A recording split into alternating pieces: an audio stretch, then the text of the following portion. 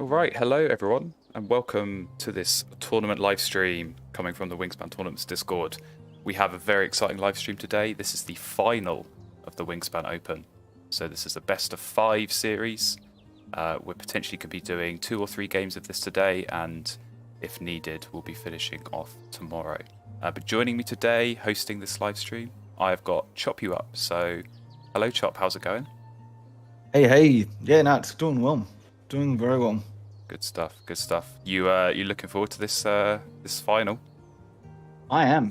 I think it's two extremely good competitors. So I'm really excited to see how they go out with this. I think it'll be a very good battle, and especially over best of 5. Like, it should just take a little bit of the luck out of it and just really sort of maximize the skill level of this. Absolutely, yeah. I think, like you say, best of 5. It's quite grueling. So we have had a few of these matchups in previous rounds of this tournament go the full way to 5 games. So it can be pretty intense. Can be pretty tiring. So yeah, it does bring other factors into it as well. But yeah, like I was saying, we have some very good Wingspan talent on display. So I've just got a few stats on both of our players. So very evenly matched at the moment, Sim and Tay-ray. So Sim 1299 elo compared to Tay-ray on 1333. So both very highly ranked. Sim currently number 4 and Tay-ray is currently number 2 in the rankings. Win percentage as well, looking pretty close. And 2 of the most decorated players as well in the tournament's Discord. So Tay-ray with those 5 tournament wins, and Sim with 3. But it has been a while since Tay-ray's last 1v1 tournament win. So I was going to make a comment about that, to be honest, because yeah, Sim's tournaments are much more recent, but they've both got like some interesting ones in there. You know, Sim got it in that the 1v1 plus the 2 AIs, got that that 4-all sort of tournament, and Tay also won a 3-person tournament as well. So they've got some interesting things in there to sort of show off their skills. Absolutely, yeah, and some different styles of tournaments in there, but obviously the pure 1v1 here today, the kind of original Wingspan. So yeah, looking at those head-to-heads as well. You know, these 2 players, they've played 6 games and they've both won 3 of them. So very evenly matched, and yeah, should much more evenly matched than UV Sim, hey? and much more evenly matched than me versus Tay-ray. So we'll leave it there. But yeah, hopefully, like I say, some good matches in store. But I think we've talked enough about the players and the tournament. I think we're ready to go. So Sim is going to be sending out the invite and going first in this game 1. So Sim, if you could send the invite now, and we can get started. So yeah, best of luck to both of our players. Yeah, definitely. Good luck to both.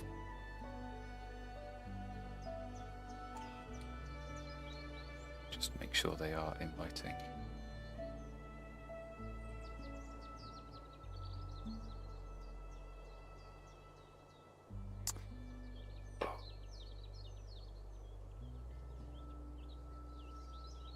All right, so the invite should be going out pretty shortly. But yeah, what are your thoughts on this series, Chop? Who do you think's favourite? Obviously, best of 5 can be, you know, like you said, kind of brings the luck out of it a little bit. But I wouldn't be surprised at all if this goes all the way. Yeah, no, I definitely think that the odds on this one is it's like $1.20 to be over 3.5 sets, without a doubt. Yeah. But not that much when Sim just wakes up with a raven straight up. I think with a wood duck in the tray. There's a wood duck in the tray as well. Yeah, wood duck in the tray. So I imagine they would, they'd be looking to take that anyway. And I guess that eases the pressure a bit in that first round. Obviously, not being able to play the raven straight away with those house rules. But yeah, that's a pretty strong looking start, and feels fairly straightforward what the plan is here. So do you think it's fairly straightforward with the wood duck and the raven? Would you be trying to use both? I think I would. It is tricky. I think they kind of do clash a little bit in that obviously when you've got the Raven down, you're not going to want to be using that forest.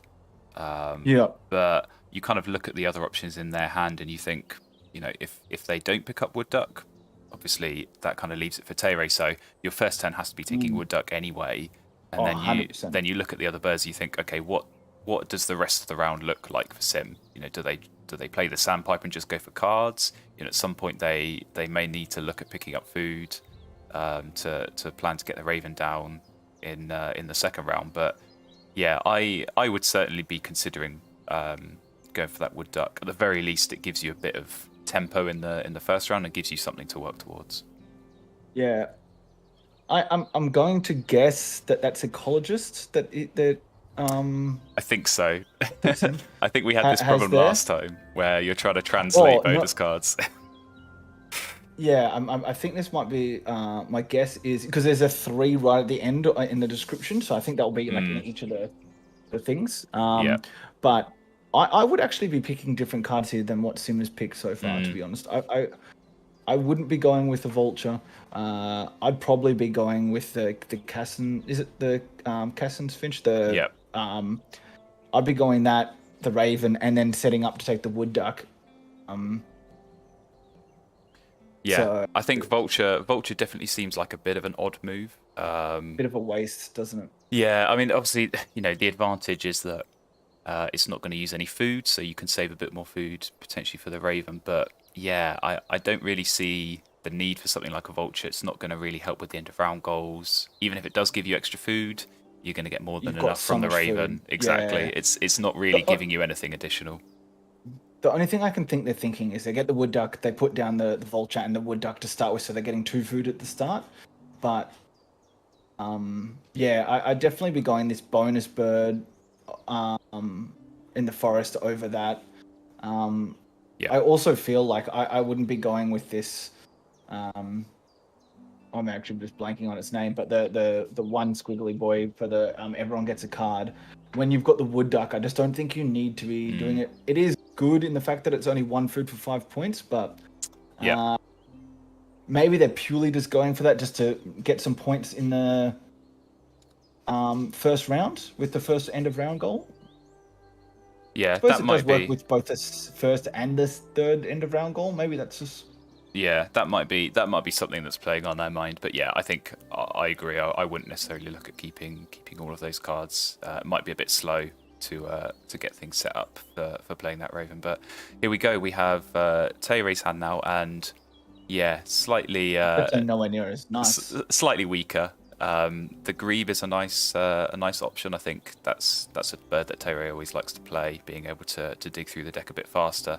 And good bonus card, I think, as well. Rodentologist. Shame they don't have anything that works with it right away, but no doubt they'll be able to find something from the deck. I don't know about this Hermit Thrush with the tray. Yeah, it actually would work well considering that Tay's knowing he's going to go Wood Duck, so he's probably going to build a forest bit of a forest engine. Like not knowing about the Raven, you'd be like, okay, you get Wood Duck, you're going to get plenty of birds up there. The Thrush is then going to be really powerful. Yeah, but yeah, it's a good point. It's a good point. Cherries. Yeah, I think that's certainly something that would factor into my decision. Obviously, it's a bit trickier. The Hermit Thrush, it needs 2 cherries. There isn't one in the feeder, so it's going to be quite expensive to get that down. And yeah, maybe slows things down a little bit. But looks like they're potentially going Grebe, Blackbird, get those both down, and just try and dig through the deck. But it is a bit risky. Special. It is a Tay-ray special, but it is a bit risky because if they do that, they're not going to leave themselves with any food. And so, eventually they're going to need to pick up a forest bird and try and play that. And it's quite difficult to do that if you don't have any food. It'd be interesting to leave the Wood Duck knowing that Tay-ray's gone for a completely different food setup and there's no cherry up there for them. Yeah, I did think about that. I think Tay-ray obviously would 100% be expecting the Wood Duck to go, so you're not going to plan around it. And obviously seeing the food that Sim kept with the cherry and the seed, that really signals, okay, they're going to go for the Wood Duck. But yeah, that would have been an interesting play from Sim. Like you say, no cherry in the feeder would have made it really difficult to get that Wood Duck down.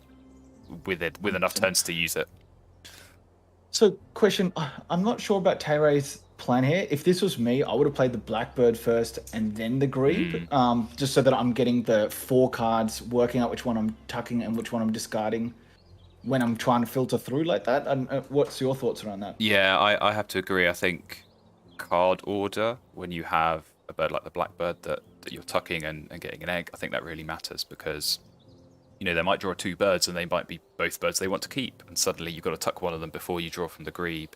So it's not an ideal order, and certainly, the only thing I could think is that doing it this way, you do get the extra egg on the Grebe, which potentially could come into play for this end of round goal. So it's a slight play for the end of round, but I think longer term, potentially could be awkward having to tuck before you do draw again.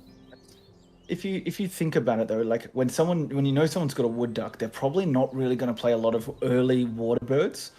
So you don't really need to worry about that extra egg down there on the Grebe. Ooh, now what do you make of this? What do you make of this? Going for cards before playing the Blackbird. Yeah, I don't like it at all, to be honest. Ooh, good pull though. Good pull though with the woodpecker. Yeah, it is. That saved him a little bit. He can actually now get that down with the food he's got and then pull more food for the Blackbird. Yeah, I think that's nice. I'm wondering if he was potentially looking at that very swift as an option. Obviously, when you do draw lots of cards, being able to tuck them for extra food under something like the swift can be quite useful. But I think now that they pulled that woodpecker, it's that's certainly a better option.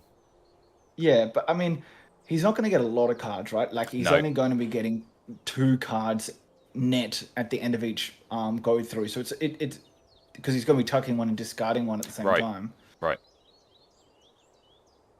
Yeah. That turn is pretty nice for the last 2 bonus cards. Yeah. Last 2 end of round goals, I mean. Yeah, and I'll be interested to see now if they choose to play that instead of something like the Blackbird. Obviously, they've now currently got the food to play both the tern and the woodpecker, without even having to go for extra food. So that would be an interesting decision for Tay-ray. Or Woods, not early, but Woodstock with the Rodentologist already is pretty nice. Yeah, that's what you want to see. I think you ditch the Blackbird here. I'm interested that they did pick up the Swift there, the white-throated Swift rather than the Vo Swift. So yeah, I think Blackbird. I think you're right. That certainly feels like the weakest of the cards in their hand. Well, it just doesn't. It enables them now to actually be getting 3 cards and then use either one of the Swifts and that sort of thing. So. Yeah, it has revealed quite a nice card in the tray though. I think for Sim, that Bed Sparrow, they probably would have been looking throughout this first round when going for cards with the Wood Duck, looking for that second grassland bird. And I think something like the Sparrow that is just going to give you the egg to feed the Raven. That's always a nice option to have. Yeah, definitely. All right, interesting. They laid eggs there, Sim. So I can only imagine that they're going to look to get this vulture down. And the vulture's 100% gone out. And this is what I said earlier. So this is what I thought they might have been thinking. Yeah. It's not the way that I would have gone about it, but I think it works. I think it works. You get yourself 2 food a turn. They're still going to have 3 turns left. So you get some extra cards. You get some food for the Raven as well. So it is interesting because I don't think they've left themselves enough turns to get the Sandpiper down and lay eggs on it, and at that point you start to question maybe why they kept it, but I suppose it is still useful, even just ignoring this first end of round goal. Yeah. I wonder if they didn't keep that bonus bird was because of the lack of cherries that were in there. Yeah, potentially. In the feeder. Yeah, because I guess they needed, obviously, going for the wood duck route. Wood duck. Yeah, you need 1 cherry for the wood duck, and getting that second one would be very difficult. So here we go. This is time for classic Tay-ray. Start digging through the deck, try and find some strong birds. Yeah, potentially. Unfortunately, he doesn't realize, but one of the Ravens is actually gone. Yeah, but there is still another one. Need a goal. There is still another Raven in there somewhere. So if I know Tay-ray, I know that he's going to be digging as long as he can until he finds it. I think probably the Oriole, just for the cherries. You need 2 cherries. There's none in the feeder. The feeder's quite an awkward situation right now. Not going to be easy to reroll. The feeder's going to get rotated through with the wood duck though. I suppose. I'd be ditching the canvas back. I think I I'd be would as well. Yeah. ditching a goose and the canvas back, is my opinion. Mm. I'd keep the Oriole. I just think it's a nice bird to be able to. Yeah, I guess though, if you're in Tay's situation, you are expecting a forest engine with wood duck, and at that point, something like canvasback is maybe not so bad. But yeah, I think I completely disagree with that. I think that canvasback's horrible if you expecting him just to use a wood duck, because then you're giving him free cards, even if they're shit cards. It enables them the one weakness of the wood duck, which is you get 2 cards and you have to discard one. If they start getting extra cards that enables them to not have to make difficult decisions between the 2 cards that they're getting. yep, no, it's a fair point. I would never want to give free cards with Yeah. wood duck. And to be honest, I mean, even if they did play the canvasback now, you kind of look at their wetlands, you think you're seeing enough cards. I don't think the canvasback is a necessary play to, yeah, give sight to any more cards. But yeah, I think for Sim, pretty straightforward here. Just get the food. They've already picked up the rodent for the raven. So yeah, I'll be interested to see if they do go for that sparrow in the tray, or even the warbler. When you have something like raven and you get lots of food, I think these big point birds are so useful. So yeah, just see what they get really. Yeah, 100%. Oh, indigo bunting. Not really needed in this Sadly setup, not. but Sadly not. Would be neither nice. a hummingbird either. No, it's kind of 2 birds. They probably didn't really want to be picking Those up. would have been the only good thing about picking up those birds, because they would be dream birds for Tay, right? 100%. Putting those 2 down with a good water engine, your opponent's already getting, like, not that they know, but opponent's already getting food from either the wood duck or the raven. They could have just smashed through with that hummingbird, getting eggs and food. Absolutely. Yeah. I mean, that's kind of what you want to see when you're up against a raven. Obviously, Tay not quite knowing that yet, but yeah, these hummingbirds are so strong. So I think you're right. That's kind of the one saving grace for Sim, is that yeah, they know their opponent doesn't have it. Now, it looks like they might be going Sandpiper here just to try and qualify for the end of round goal. How do you feel about that, considering it does delay potentially getting that raven down by an extra turn? Yeah, I'm not a fan. It's so easy for Tay to lay eggs again and then win it. Yeah, not a fan. Yeah, it does feel a little bit like it affects the tempo too much, and at best you're getting extra point from the end of round. I'd imagine that Sandpiper was going to go down anyway for the 5 points at some point, but yeah, and for the third end round goal. Exactly. Yeah, it doesn't really feel like it's needed at the moment.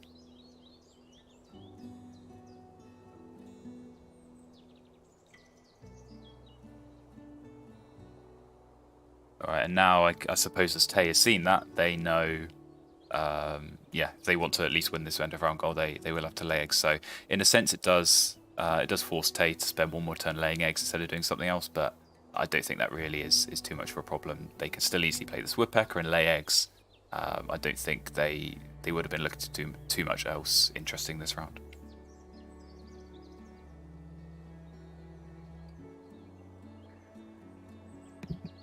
Yeah, I 100% agree with that.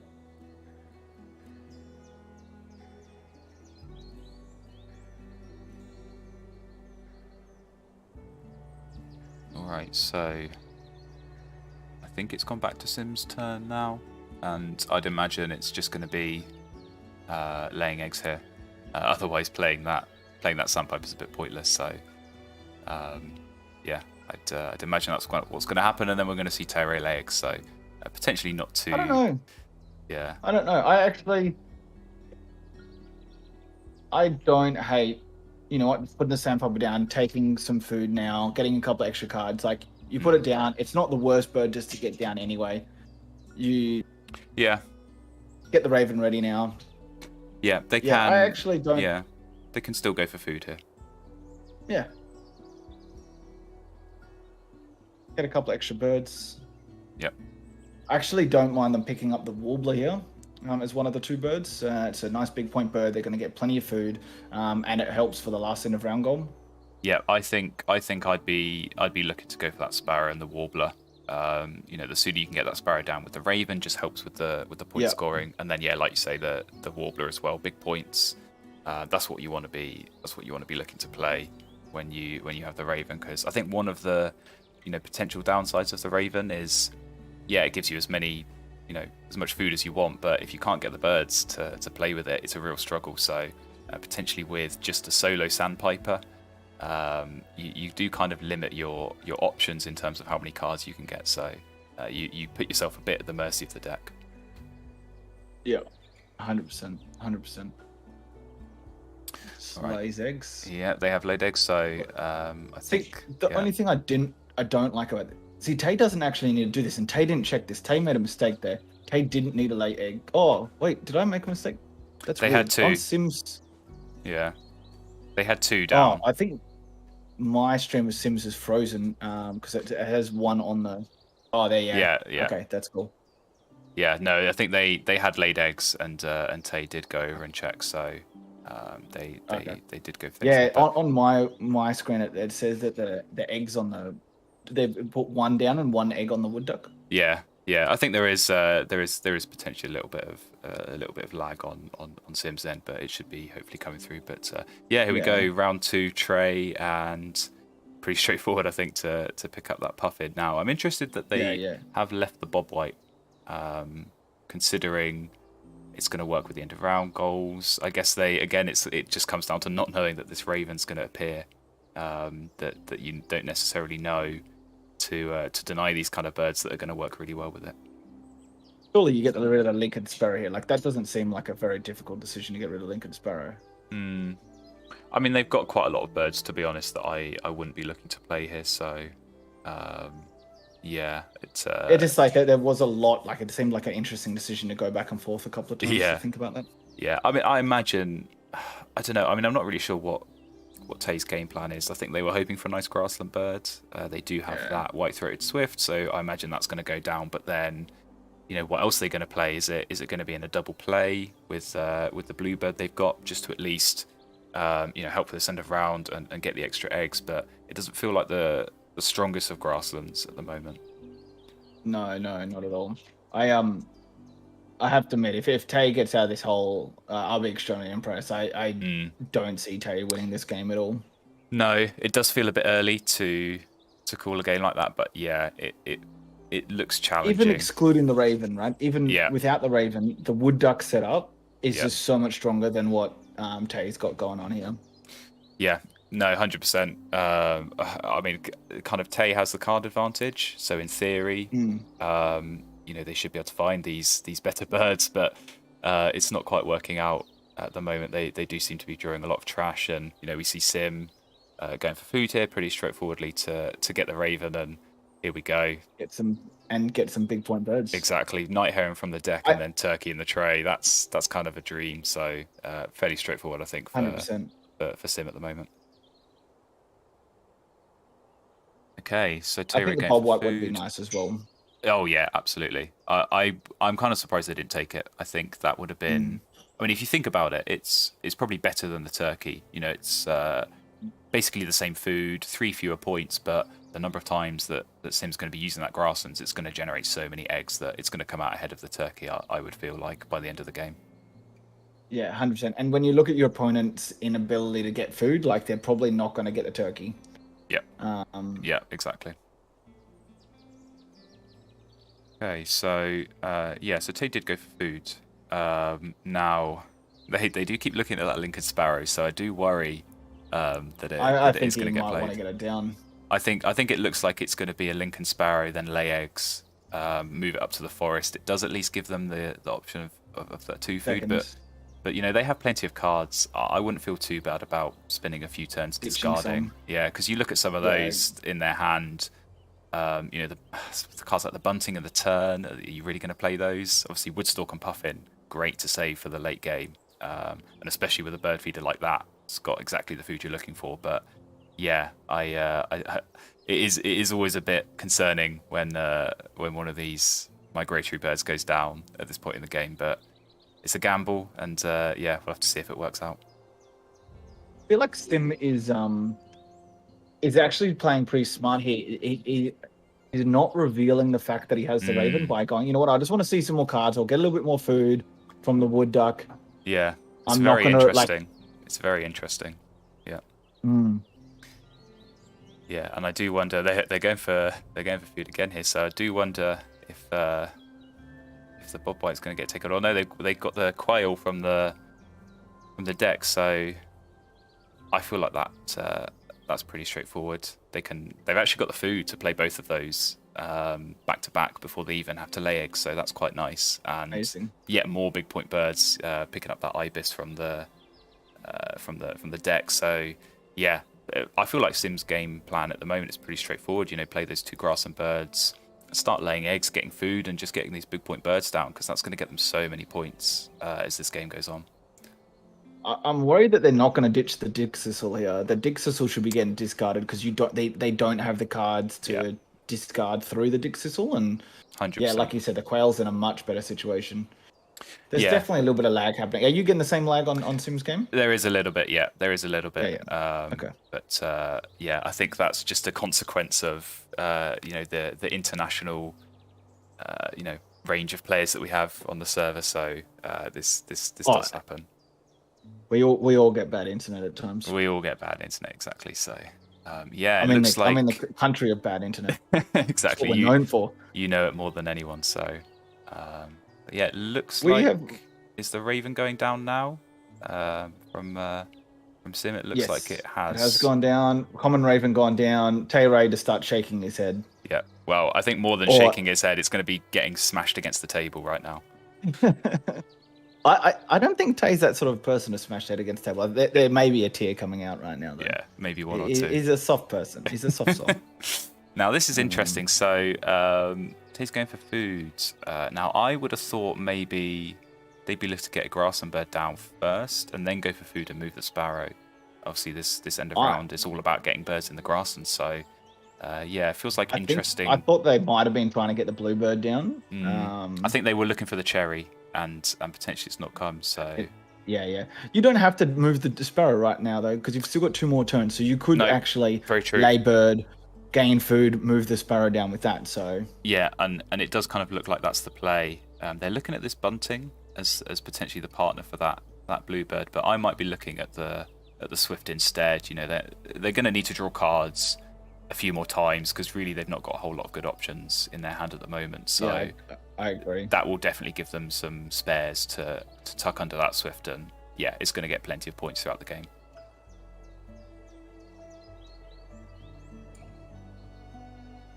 They are thinking long and hard about this, Taylor. I suppose what they could do is, you could move it to the wetlands, play the 2 birds, and then gain cards, and then at least that is going to give you those extra cards. And then if he does go with the swift, that's certainly more fuel for tucking straight away. Yeah, that's what they have done. So I think that's quite sensible. I don't mind that too much. Yeah. And they might. I'm just trying to count their food. They might even have enough here to do the double play, move the sparrow, and then even play the woodstock. So that'd be quite nice. Just again extending that wetlands out. So when they do go for cards, potentially later in the game, that will get them a few more at least to look at. Yeah. So you're thinking the bluebird into the swift? I think that's what I'd be looking at doing. Yeah. I think Tay is still thinking about it. They do have the food to do a bluebird into bunting, but it's going to be more expensive. They're going to have to overpay a little bit more and use the fish and the rodent, which I think they're looking to save for this woodstock. So yeah, I would be going for the swift here. We've got to discard something. I actually think that they would be discarding. Yeah, it's going to be interesting. I mean, at the end of the day, the bunting's probably the least useful bird in this situation. So yeah, I think so. Yeah, I mean it's quite nice. I think this kind of turn order, because they're naturally going to draw cards anyway. Move that sparrow up 1 space, and hopefully at least get a tie on this end of round. I do wonder here if Sim's going to lay eggs, get the food for the turkey, and play that in the grassland just to force a tie. But for Tay at least, it's very natural to go for cards here. That's going to give them a lot of cards to look at. And then when they do come to lay eggs, they'll get points. They'll be able to tuck any of those extra cards. So that's, always a nice option to have.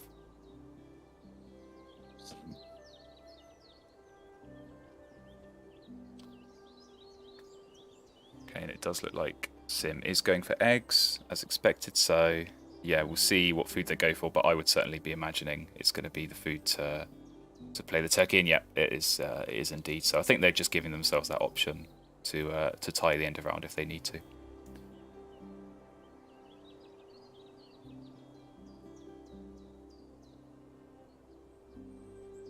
Okay, so Tay-ray going for cards, not anything great at the moment. I think they'll be hoping for better. That's not a bad pickup.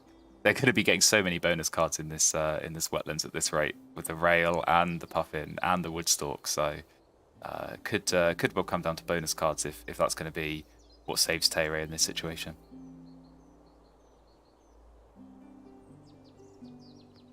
They still just don't have a great food generation to get all of those down, though.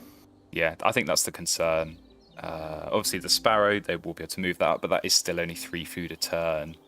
And when you look at all this fish they're going to be needing, that's going to be really tricky to get. So, yeah, I think they are still in need of a really strong food-generating bird. Another bonus card bird pickup there in the woodpecker. So it looks like the deck is kind of forcing Tay-ray down this route of gambling on bonus cards and seeing what you get, because they're not really getting much else in terms of engine building.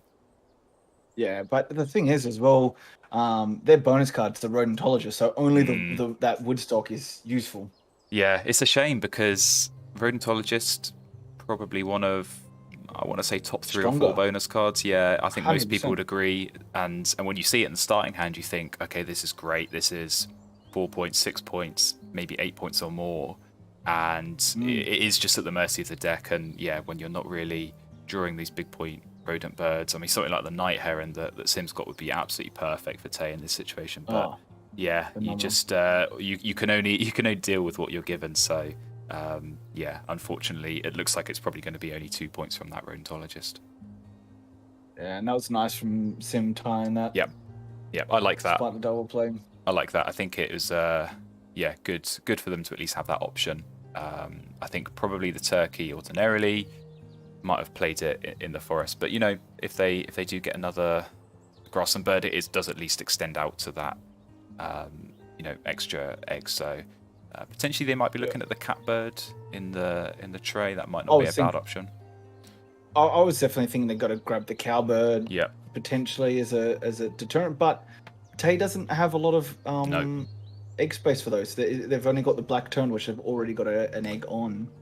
Yeah, and they are also yeah, they are also pretty egg heavy at the moment. You look at their setup and you think, where are the points coming from? You know, you're not getting points in your wetlands or in your forest. You're only going to be getting points by laying eggs. So they don't really have great scope for discarding eggs either, really, at the moment. So yeah, once those spaces on the star nest fill up, that's going to be so difficult, I think, for Tay to clear. So, what did you think of the way that Sim did that by actually going to the waterlands for the cards rather than going to the forest and using the wood duck? I don't mind it. I think certainly, you know, like you mentioned before, the disadvantage of the wood duck is you only get to keep one of those cards, whereas going from the deck here with the sandpiper in their wetlands, they at least get 3. So I think they definitely wanted to take the catbird, but then, you know, you want to chance it on the deck and you want to see what else you can get. I don't think the Swainson's Hawk is a bad play at this point. I think it could potentially fit quite nicely in this setup. But yeah, 100%, especially with the catbird being able to double down on it in the last couple of turns. Yeah. Also knowing that your opponent's taken a lot of cards, so giving the extra card via the sandpiper doesn't really matter. Yeah, I don't mind that. I think, you know, on the one hand, you kind of look at Tay setup and you think, okay, extra cards are going to be nice because they can either discard for food at the moment potentially, or, you know, they're all going to get tucked under that swift. But you're spot on. I mean, Tay spent a good few turns last round drawing cards. Sim obviously isn't going to know exactly how many, but they'll know there's going to be a lot in that hand. So I think just giving that one extra card every so often, I think the card has more value at the moment for Sim than it does for Tay-ray. So it's definitely a smart activation. 100%. Okay, so pretty straightforward for Tay. I think they're lay the eggs, move the sparrow up, and yeah, I'm interested to see what they prioritize in terms of birds to get down, because like I said before, not really anything great in terms of engine building. It kind of looks like the play at the moment is just going to be try and get the food to get these bonus card birds down, potentially the bunting. There's like 0 points in the bonus cards. That's a shame, though, right? Like, yeah, it's a tricky one, and it is a gamble. It is going to depend entirely on what they pick up as a bonus card. So this is going to be rough. Yeah, I mean, having said that, I think Sim, in terms of point generation, has not been huge at the moment. They are still only getting 3 points at the moment. I think really the key is going to be getting that catbird down. Once that's down, getting 4 eggs just from the grasslands, and then being able to copy the quail as well is nice. Yeah. So what's your thoughts here, right? Do you, as Sim, knowing that the catbird's going to take you 2 turns to get, do you get the food for the Swainson's hawk so that you go straight away, get the 4th bird down, get that extra egg, potentially get the extra point, and then do 2 turns through eggs to be able to get the catbird? Or do you go catbird to then go the 2 turns at the slightly less egg rate, less points, but get the catbird down, and then you can pump through that food to get through some of those bigger birds? It's an interesting question. I think my initial instinct is get that catbird down as soon as possible. But you are right, it does take that 1 extra turn. So potentially, if you do get a couple of successful hunts on the hawk, then that could come out ahead. So yeah, I think the catbird it gives that flexibility. Certainly, I think the kind of way it looks at the moment for Sim, the right thing to copy would be that quail. But if they do pick up more big point birds, I think being able to get the extra food could be useful as well. But yeah, I think maybe this is what they're thinking about, and maybe why this turn is taking a little bit longer than some of the previous ones. They are just thinking about which of these birds do I want to prioritize getting down, and yeah, try and just get as many points as they can. I don't know that I see Sim drawing cards again, to be honest. You got 10 turns left. You got 4 birds, and you've got a lot of egg spaces, especially with those, and then birds go down. So my view is that I don't even know how worthwhile. Like, I think you get the catbird down, but it's not a deal breaker to not get the catbird down. Like the hawk into then just purely laying eggs, using the raven to play the night heron and co down, I think is actually still just really strong and potentially even more worthwhile. Yeah, I mean, they're almost in a position, Sim, now of being able to plan out the rest of the game. So yeah, 100%. Like you say, they've got these big point birds, probably don't need to gamble on the deck. I think just trying to sort of think about this very quickly, they probably do just about have enough turns to get both these grassland birds down, and then in that final round, if it's 3 turns laying eggs and getting 6 food to play these 2 birds for the other 2 turns, that's absolutely fine. So what did Sim just do then? Why is Sim going to put the catbird down that they don't have any egg space for?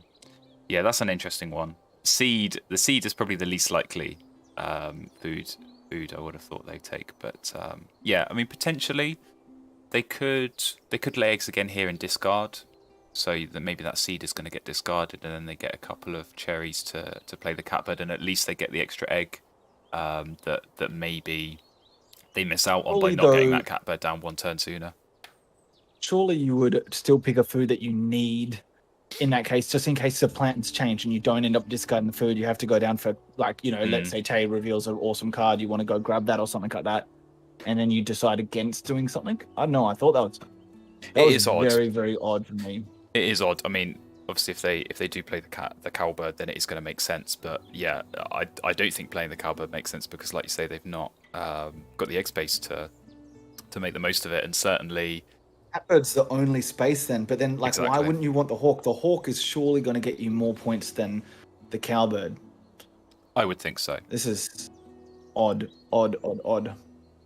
Yeah.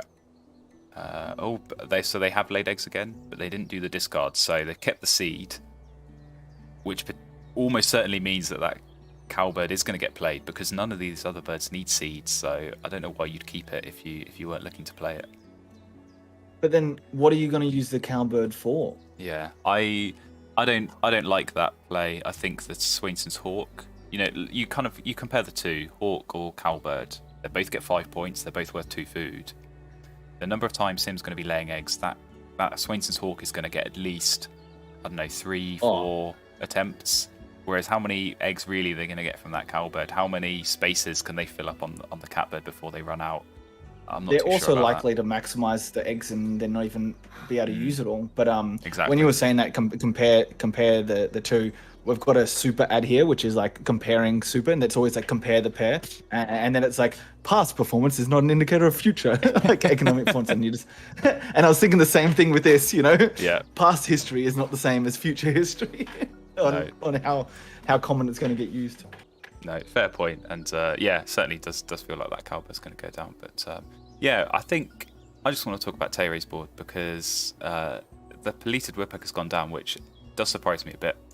I wasn't really. And trapping in the sparrow. Yeah, it's an interesting play. I don't think that's what I would have done. You know, they laid the most nicest way you could say, yeah, that was shit. Yeah, well, I'm trying to remember what their turn order was. I can't remember if they laid eggs and then went for food and chose not to move it. But it certainly feels odd to not have it somewhere else. Like they could have it in the grasslands right now and then played the woodpecker and then move it back if they wanted.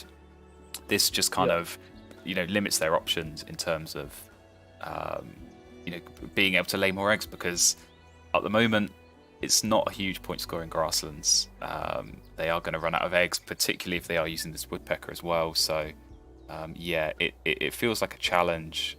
They do keep going for lots of seeds, so I wonder if it's going to be the crane. Yeah, I think the sandhill crane might be going down, which I don't know. I'm not sure. I'm honestly not feeling this from it. No. I mean, look, I still think even though Sim's making a couple of interesting decisions, I still think Sim's winning this by a mile at the moment. It does feel that way. I mean, the only thing I guess with the sandhill crane is if it gives an end of round advantage, but it might just about force a tie. But yeah, I don't know. I don't see where the points are coming from. You know, if they need seeds to feed the crane, they're going to have to be activating that forest and getting 2 points, 3 points compared to the number of points Sim's going to be generating. It's just not even close. Not at all. What are you doing now? What bird are you copying here, Simbo? I would hope it's going to be the quail. I don't think they need that much food to get all these birds down. I think they've got enough turns to to get them down normally. Yeah, I honestly think that the hawk has to go down because I think that you're going to run out of egg space on that quail so quickly, doubling down on that quail.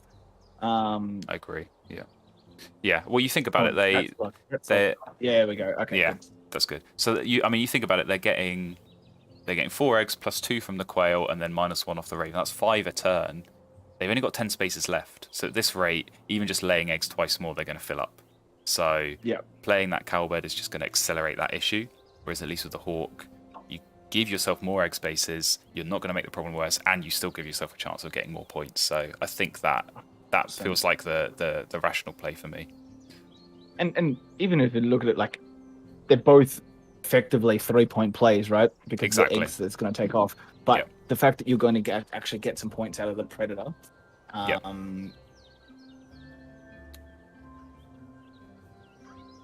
Yeah, the sandhill crane went down, interestingly enough, using all of the. Yeah, I don't know how to feel about that. I don't know. On the one hand, it doesn't make sense because they need the seeds to feed that. But then again, if they are going to try and get this puffin and woodstock down, they need as many fish and rodents as possible. And you kind of look at the feeder and you think, I don't want to be using a fish here or a rodent if I can't get any on the reroll. So that would be a bit of a risk.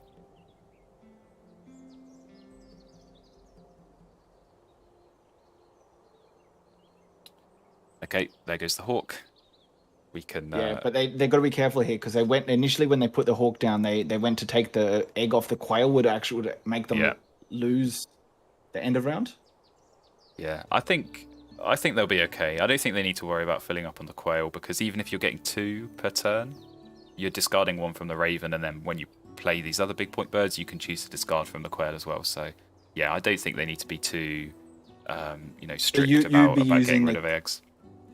You'd be doubling down the quail rather than the hawk here. I think so. I think they've got enough space. Yeah, even copying the quail, they only are getting net 5 eggs, and they're only going to be laying three turns laying eggs, 2 turns playing birds. So I think they've got the space. And what about the other 4 eggs that they're going to be laying each turn? They've only got 14 spots. Well, they'll be getting 5 space. eggs per turn. Yeah, I think they've got space to lay eggs a couple of times, play a bird, lay eggs, and then play another bird. I think that will give them enough space to do all of that. But it's whether, it's all about the turn order. I think they'll be okay. I think they've got enough turns to do that. Yeah, for sure. We definitely need to get a bit of a shout out to the chat at the moment. It's a bit quiet early in the morning for the States. It's PM here in Australia, and probably about midday for you. Is it, Flan? Coming up 1 o'clock. Coming up for 2 o'clock right now. 2 o'clock. So, let us know what you think. Who do you think is going to win in the chat, and how do you think this game's going? Yeah, actually, all we've got is people not knowing what my voice is, and knowing the star that is Flan. Flan, and who's this guy with Flan? What can I say? You're just playing second fiddle here right now, Chop. Mate, always do. It's because no one knows me anymore because all the streams are at like 3 a.m. for me, and I'm asleep. Yeah. Well, you got your chance today, so it's a pleasure to have you on when you have the chance. I appreciate it. Joseph said that Easter is the real winner. I just don't think Joseph wants to downplay Tay-ray. I think. I think.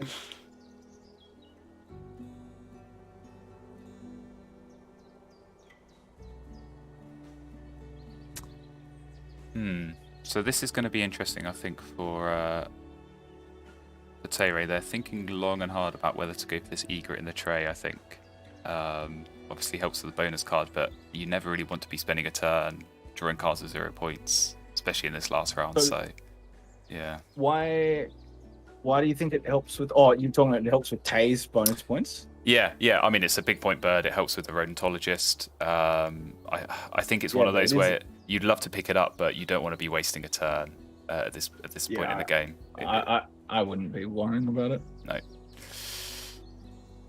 Interesting. They're going for the cherry. I suppose that feels like a very safe play. They could have taken the seed and then risked the reroll. I'd be risking a reroll at this point. I don't think 100%. They could be playing it safe. 100%. Yeah. Because realistically, you've got a pretty good chance of getting that seed. Wow. Okay. And we would have lost. Yeah, we would have lost. Yeah, I think it's something like 83% chance of getting a seed. Turns out to be the smart play in the end. So what do we know? Yeah, for sure. We've got a couple of Discord regulars with us. We've got Zobi in there and Juanita, who is Bushnip. Absolutely, and we've got Ballet Mage as well. So a few names I recognise. Yeah. It's always good to see. Good to see. Yeah, so just on Tay-ray, 4 turns left. And Cheese Dreams is coming as well. Exactly, Cheese Dreams. Good to see. Good to Cheese see in the Dreams. chat. Yeah, for Tay-ray, what would your plan be for these last 4 turns? They've got 3 birds, not really got the food to play all of them, so they're gonna have to prioritize, I think, in some respect as to how to get these down. But then only 1 seed as well for the Santal Crane. It's a bit awkward. Are they going to need to go for cards again, or are they just going to end up laying eggs and maybe not getting as many points as they could? Oh, that's a terrible draw on the bonus card. Wow, that is horrible. Do you know what? If you were to say, hey, Tay, at the start of the game, you can have Rodentologist and Falconer. Yeah. He would 100% take it though, wouldn't he? Yeah, and then you slip in afterwards oh, but you're only going to get 2 points combined from the two of them. That's painful. Yeah. But I mean, that's the gamble you take. You know, I think in Tay's position, he had to gamble. You've got to take that risk and try and get the big point bonus cards. You know, when you're trailing, it certainly feels like he's trailing in this game to the Raven that Sim's been able to get good use out of. It's always a challenge, but yeah, that's Wingspan. Unfortunately, that's how the game goes sometimes. Oh, 100%. Although, to be honest, there wasn't a lot of nice bonus cards for Tay. Like, they're going to get 3 points out of out of cherries. They're going to get 4 points out of omnivore. Yeah. 3 points out of the fish, which would have been nice because then you definitely get the puffing down, and then you get 8 points. But we know that ecologist is gone. Zoologist gets you 9 points. 6 points from the 9 cards. But yeah, not a whole lot of option. But yeah, we've got Sim at the moment choosing what to copy from their catbird. So we'll see. Are they more aligned with me, or are they more aligned with you? It looks like they're more aligned with you, going for that copy on the hawk. So worked out for them. I think they're getting the successful hunt. I just think that, like, if you look right now, they lay eggs again, and they don't have any space. Well, but they've got the food to play. They have to lay it on the ground. But they've got the food. They've got the food to play a bird. So I think they would have been okay. I think they would have had enough space to play a bird. Now, obviously, that is going to discard an egg, but generate some more nest spaces alongside it. So I think they would have been okay. But hey, it worked out anyway. They did manage to get the get the hunt. You're right, though. It is careful, right? You got to be careful because the egg is a guaranteed point, whereas the hunt isn't, and that's where you've got to work out. Because if laying the eggs works and you're not going to overmax eggs, then you should be taking eggs 100% of the time because it's a guaranteed point. Yeah. So, and this is one of those situations where it's so late in the game, you've only got 3 or 4 turns left. You know, we were talking about how with 10 turns to go, they could plan out the rest of the game, but certainly at this point they will have a plan in their head of what to do, and you can just count how many egg spaces you've got now. You know, if I play this bird, it's going to gain this many spaces and it's going to cost me this many eggs. So you can think and you can plan ahead and know what you're going to do. So certainly Night Heron going down now, that gives them extra space. So I think certainly lay eggs and play that Ibis. I think that seems like the play right now for Sim.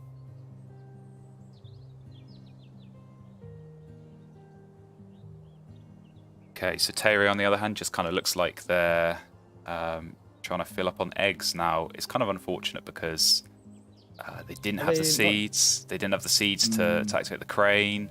They're going to run out a little bit. They don't have cards to use on that Swift. So this last turn, they're only going to get 3 points laying eggs. And if you ever score 3 points from your last turn of the game, it feels like missed potential, really. Considering that Grasslands could potentially be getting 6, 7, 8 points in a single turn, to only get 3 is unless you're getting like 4 lots of 8 points, and then the last one you've just sort of maxed out. You can't do a lot with it. But no, I agree with you. So what do you reckon the points differential is here? It's a tricky one. You know, it does kind of look like Sim is going to be, you know, on the boundary of 100. They did just give a little sneak peek of their score there.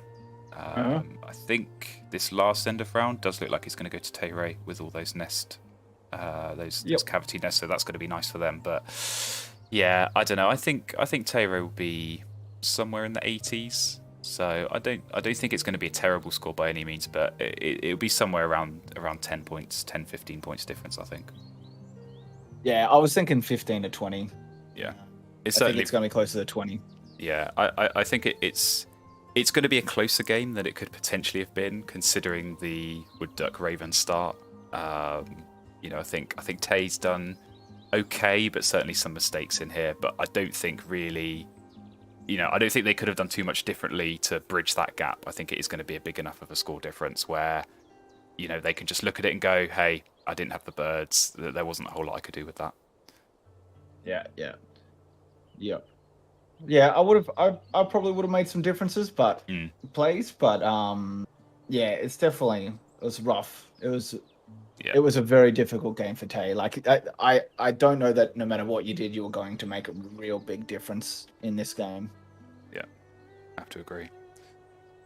20-point difference prediction from Ballet. Yeah. 105 to 82 is the guess, which is actually 23 points. But well, they said 20 plus, so that's the plus. yeah, we'll give them that.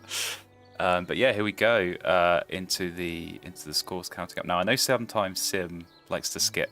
And they have skipped. Oh yeah, Sim always does. So 97 81, 16 points. So 16 difference at the end. And yeah, I mean, I think you can see from that score breakdown where the difference came. It was just the massive number of bird points that Sim managed to get down. Kind of difficult to catch up for Tay-ray. Just lots of low point birds that didn't really get the points, from the activations in the end. But yeah, well played to Sim, and they take game 1 of this 5-game series. So yeah, still a long way to go. But obviously, I think getting that first game advantage, obviously really nice. That's what you want to see. Definitely. Now, has either of them said that they need a toilet break or anything between games? I will just check in with the players. So it might be we might have a couple of minutes between games, but do stick with us. We will have at least one more game today that we'll try and get through. I think so. Ballet Mage, just want to kill some time between. Ballet Mage has sort of said that they're quite a bit lower than expected. I think honestly the difference of why they scored lower than what you'd expect is because their bonus cards was only 4. Having the ecologists and not really smashing out a balanced sort of set of birds, they went with a real glass engine, only getting 4 points there. Probably hurt them a little bit in regards to like just overall total score. They didn't get any bonus card birds down despite getting big birds down.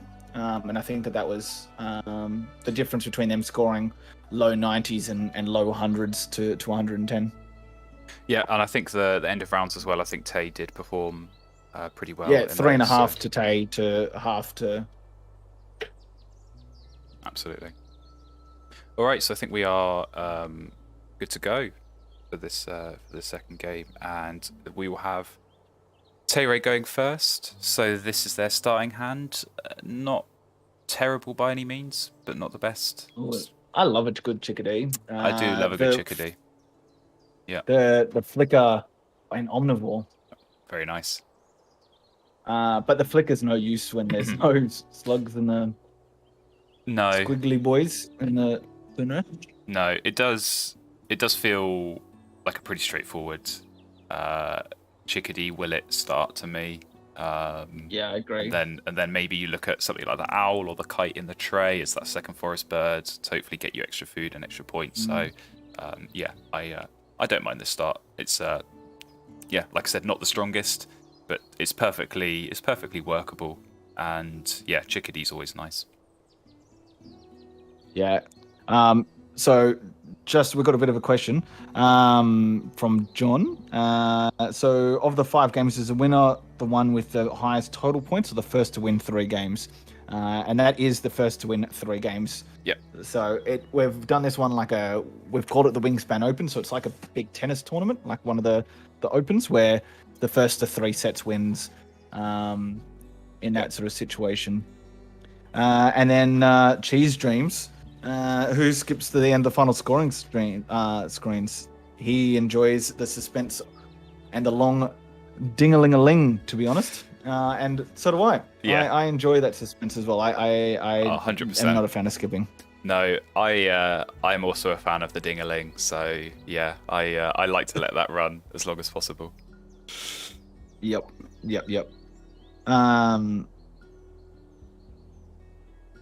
But yeah, we will see. Taste. Thinking long and hard. A little bit of thought. Thinking long and hard about when this. It seems like a pretty straightforward start. I can't actually see the last end of round goal. Is that is it platform nests? I can't see it either. It's covered up by the little live thing. The live logo, yeah. Well, we'll just have to be kept in suspense. We will. It's certainly some kind of egg nest type. So yeah, we'll see when they check their scores or when we get to the end of the round. Yep. See you, Ballet Mage. Thanks for coming along and checking out game 1. Appreciate it. You'll be able to check out the rest of the games if you want to, as this stream will stay up on Winging It's YouTube channel. Absolutely. Yep. You'll be able to come back and pick up where you left off. So, but yeah, there we go. Tay has finally picked cards, and yeah, just had a quick look at Sim's cards there. Didn't look like the best of starts. I think I did see a bush tit, so bush tit. I saw the bush tit. That's all I saw as well. Bush tit, real good. So that's always nice to see. But I don't think there was a whole lot else there, which I think maybe is why they hid it straight away and are focused on the tray. Yeah, not great. Yeah, the cormorant's horrible. The bunting that's the worst of the buntings. 100%. Can't disagree. I did wonder if they'd go for the nutcracker. I don't think it really works in this scenario because you have to take a seed before you can even play it, and then you only leave yourself one more in the feeder to activate the power. So it feels a bit slow. All right. So coming from our full tuck specialist, do you ever gamble here, going the bush tit and the cowbird, and just seeing if you can generate some food out of the water? I have gambled in the past with just a bush tit. So I think if I was going to go full gamble on the full tuck here, I would go bush tit and 4 food and play the bush tit and just start digging. Yep. Yeah, just start digging. Yep. I mean, to be honest, even I think, you see what your opponent has kept. You see the tray. You think, okay, maybe they're going to take one of the owl or the kite. I think having that option in there is nice. So I'd probably be going, I'd keep food for the bush tit. I'd go rodent and maybe a cherry or something else. Get the bush tit down, start digging, and yeah, you might find a crow or a hummingbird, but I think even the owl or the kite in the tray is a nice backup, just to at least have something in the forest. The reason I sort of suggested it as well is that the end of rounds aren't too bad to play into. Like, let's see how this goes. The bush tit's super strong with it. You don't have any like birds in the forest. Birds in the grasslands being the first one. Like, you can kind of always ditch the first one if it doesn't work out, because you're only going to get 1 point for second. So I actually don't hate just exactly what you said here. Take 4 food. I'd probably be keeping everything except the rodent. And yeah, just keeping the bush tit, going for a bit of a full tuck. I also feel like it's a bit of a gamble in a tournament game, but you're already 1 up as well. Like, you get a full tuck going here, you go 2 up, you get a good win. Like, you're a long way into winning the whole tournament. Yeah, I mean, it's a gamble, but I think of all the gambles, it's a relatively safe gamble because there's plenty of birds that work with this kind of setup. There's 3 hummingbirds to choose from. You could get a phoebe. There's a couple of crows. Even the night heron is workable in this scenario. So, and then even putting all the food beds aside, there's at least like 5, 6, 7 different tucking birds you could be finding that can go in that wetland. So, yeah, I have gambled on this start plenty of times, and it doesn't always work out, but I think you can at least, realistically be able to get something that's going to work. So for me, I don't really like this start, keeping the cowbird and the nutcracker. I think just the limited food, it's going to be really difficult. It's going to take so long to get all these birds down. And the fact that they're all the same food type, you need 4 grand here, right? And there's 2 grand a thing, and you've got 1. So what are you going to do? I completely agree. I definitely think we would have both gone for something a bit different here. Yeah, and I don't really understand the going for cards either. They picked up the owl, but they didn't keep a rodent. If your plan all along was to go for the owl, or maybe even if they thought their opponent was going to take it, you've at least got the kite there. I don't know why you wouldn't keep the rodent as an option. It just feels very, very odd, I think, for me. And now, you reveal the turn for your opponent, which I think Tay will be giving some thought about whether to take here. Oh, 100%. 100%. So there's a question again from John, who's just sort of saying keeping the willet is just something to get easy down the wetlands. Otherwise, I don't see the logic. Do you want to explain getting a good cheap bird down in the wetlands early and why that's beneficial?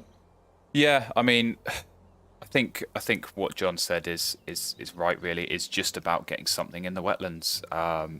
When you don't have anything else to choose from in your hand, and there isn't anything really great that's cheap in the tray, just getting something down, it gives you the option of getting extra cards. So what we're going to see here from Tay, they're going to lay a couple of eggs on the Willet. So if they choose to go for cards on their next turn, they can now get 2 instead of just 1. And just being able to get yourself access to extra cards, particularly early in the game, is so crucial, because if you're only getting 1 card a turn, it's just so slow and can be really limiting. And yeah, something like the Willet, I don't mind it. I think it's a relatively good bird to get down early. It's 4 points. It's 1 food. Yeah, You may get lucky with a couple of kills on the Predator as well. Exactly. Like, yeah, I wouldn't be playing the Willet for the bank power. on it, but it's no, you don't play it for the power. If you can get maybe 2 cached food throughout the whole game from that, happy day. I would be very happy with days. that. So, just a quick shout out to our good friend Geest. Geest is in the chat. Geest is in the chat. But yeah, the one thing that has happened during our chats is the Robin. The turn appeared. The turn revealed the Robin. Robin got snatched up by Sim, and Sim now has 5 cards and hasn't. Yeah, it's very hasn't interesting. laid anything. No, but they did go for the seed, so it kind of looks to me like the Nutcracker's going down. The Nutcracker's going down. The cherry is nice. That's going to work with the Robin, but equally there's the rodent there, so that's going to help with the owl as well. So yeah, it's always weird when a player has basically already had 3 turns and not played a single bird. It's just been picking up birds and gaining food. So yeah, it's all going to start accelerating now. I think now that they've started playing birds, they can get more food, and certainly that Robin is going to be going down not before too long. If I was Sim here, I'd be grabbing the rodent. Yep. Using the Nutcracker to grab the grain, laying eggs, then playing the owl up the top there.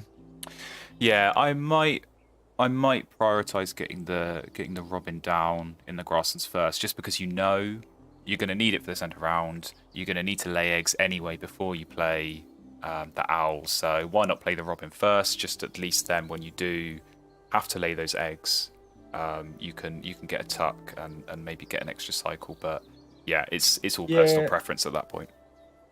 Yeah, so my view is slightly different, just because if you get the owl down, you could then theoretically get 3 food, which wouldn't be enough for the bush tit and the Robin to go down like sequentially in turns, and therefore it's just gonna be a bit easier. I actually think that with the luck that Sim had from the first one, the bush tit might not go down. A little gull appears, and then they can have the bush tit, the Robin, and the kill goal. I mean, when you're going second, this is one of the things I like about going second, is you get to see that round 2 tray and get first dibs on it. And I think anyone who's played a few games of Wingspan will have experienced that second round tray. It can change a game so quickly, and can really, like you say, something like a killdeer or Franklin's Goal comes up. Any of these strong birds can massively swing the game. So I think that's always nice to give yourself the option of being able to go for cards and get something good in that second round. Yeah, 100%. So there's a little reference that's been said by Zobi in the chat about Merry Christmas, Geest. What is your opinion of Geest still having a Christmas hat on his little bird there in the server? I think it's absolutely disgusting, and I think he should be severely reprimanded for having a Christmas hat on in April. Like, it's way beyond Christmas. It's almost wrapping around to next Christmas. I think he's gone too far. I'm not happy. Yeah. Tell us how you really feel, though. All in jest. No, induced. I think induced, exactly. Yeah. What do you make of what Tay's doing? So they played the turn now that I was kind of expecting. They were going to go chickadee. I thought they were going to go chickadee and kite. They already had the egg on the Willet. They had the food to play both of them. You could play them both, get food, and then look at getting the turn down later. It doesn't feel to me like a priority. Yeah, I don't think you need the turn yet. I think the card draw is okay. You've got a couple of birds you want to be playing anyway. Get them down in the forest. Get yourself the extra food. I mean, the only thing I can think is maybe they're looking at that feeder and thinking, I'm not going to get the food for the turn. It's not showing up nicely. But your opponent's going to be going for food. They've got a bunch of birds in their hand and no food. So it's pretty straightforward what their plan of action is going to be. Yeah, I think he's just raven hunting. To I be think he honest. is. I think he's doing the classic Tay-ray raven digging. So yeah, not quite Does he as get a fish? Does he get a fish? Does he not get a quite as strong with fish? the turn, but still No fish. potentially no fish. So I think that What did Maganza, Maganza? yeah, Yeah. easiest decision he's had to make all day. I think that. Do you know what's interesting? Is he's picked up Omnivore again, another Yeah, top 3 bonus card, yeah, and has 0 birds in his entire hand that have anything Omnivore related. So this is another one where Tay's getting great bonus cards, and the cards just aren't coming that needs for it as well. yeah. And now the challenge is going to be, can he outscore the Rodentologist from game 1? Is he going to get more than 2 points from the Omnivore, or is it going to be another bust? Rodentologist Falconer combo. Yeah, that's not seen too often. But yeah, we have Sim. Interestingly, going for food again, so they didn't prioritize getting the owl down. But I suppose at least now they can play the robin for the end of round, and then when they lay eggs, that'll give them the eggs to play the owl. So yeah, potentially I think they cost themselves a food, but they are going to get another point and a card cycle from the robin. So yeah, it depends. Yeah. It depends where your preference lies, I think. At least they can get rid of the cowbird now, because Yeah. I just don't. When now you've seen Tay set up, you don't need that cowbird. Nope. The only other thing. Ooh. Wow, that's not what I expected was going. No, I would have expected the owl to go then. But yeah, one thing that I think is really good to take into account with these sort of situations, as much as Lan and I are looking very critical, never underestimate what pressure does to someone. Oh, not only is 100%. it a tournament final, Yeah. which they both really want to win, but then you add being streamed onto that and knowing that people are looking at moves, you can really get into your own head and make mistakes by doing that. So we definitely give props to both players for streaming the match and doing this, because it does add a lot of pressure to it, and you can make mistakes by that. Yeah, I mean, 100%. Like, one of the last things I say to the players before we start streaming is, don't think about the stream, just relax, just focus on your game. But it is so difficult to do that. Like, I've had a number of games streamed, I've had a couple of finals streamed, I've had some other tournament games streamed, and you make mistakes. I've made mistakes that have cost me the game on a live stream, and it is so it gets in your head, and it is kind of that mental side as well that's really difficult to fight. But yeah, here's the round 2 tray that could potentially be helping Sim. Certainly that hummingbird could be a good option. The hummingbird's good for both of them, in my opinion, to be honest. Like, because the omnivore, being a 6-point bird for Tay, starting to get some egg generation could be really beneficial. But whenever you got a hummingbird and a tuck and draw bird, like the what's in there, the robin, it's always very good for Sim as well. Yeah, and even looking beyond that, you look at end of round goal, eggs in the bowl nest right now.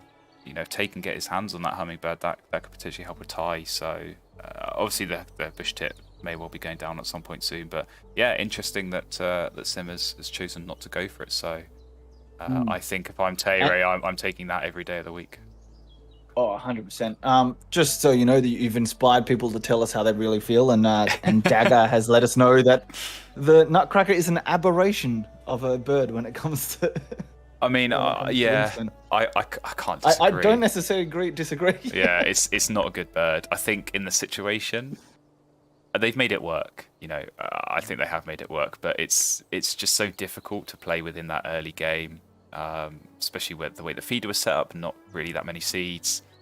They did manage to get the food from it both times so far. They've activated it, which is nice, but yeah, certainly not the kind of forest bird you look to get down early in the game.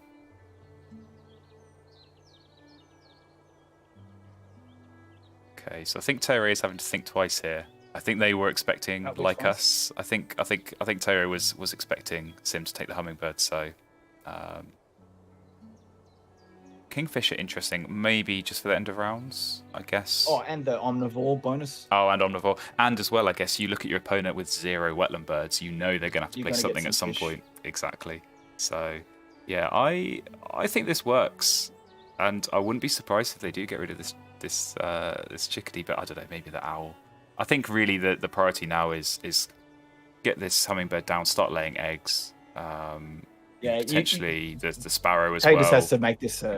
Yeah. Tay just has to make this a high-scoring game and hope that their birds work out better. They're behind in the game at the moment. Yeah.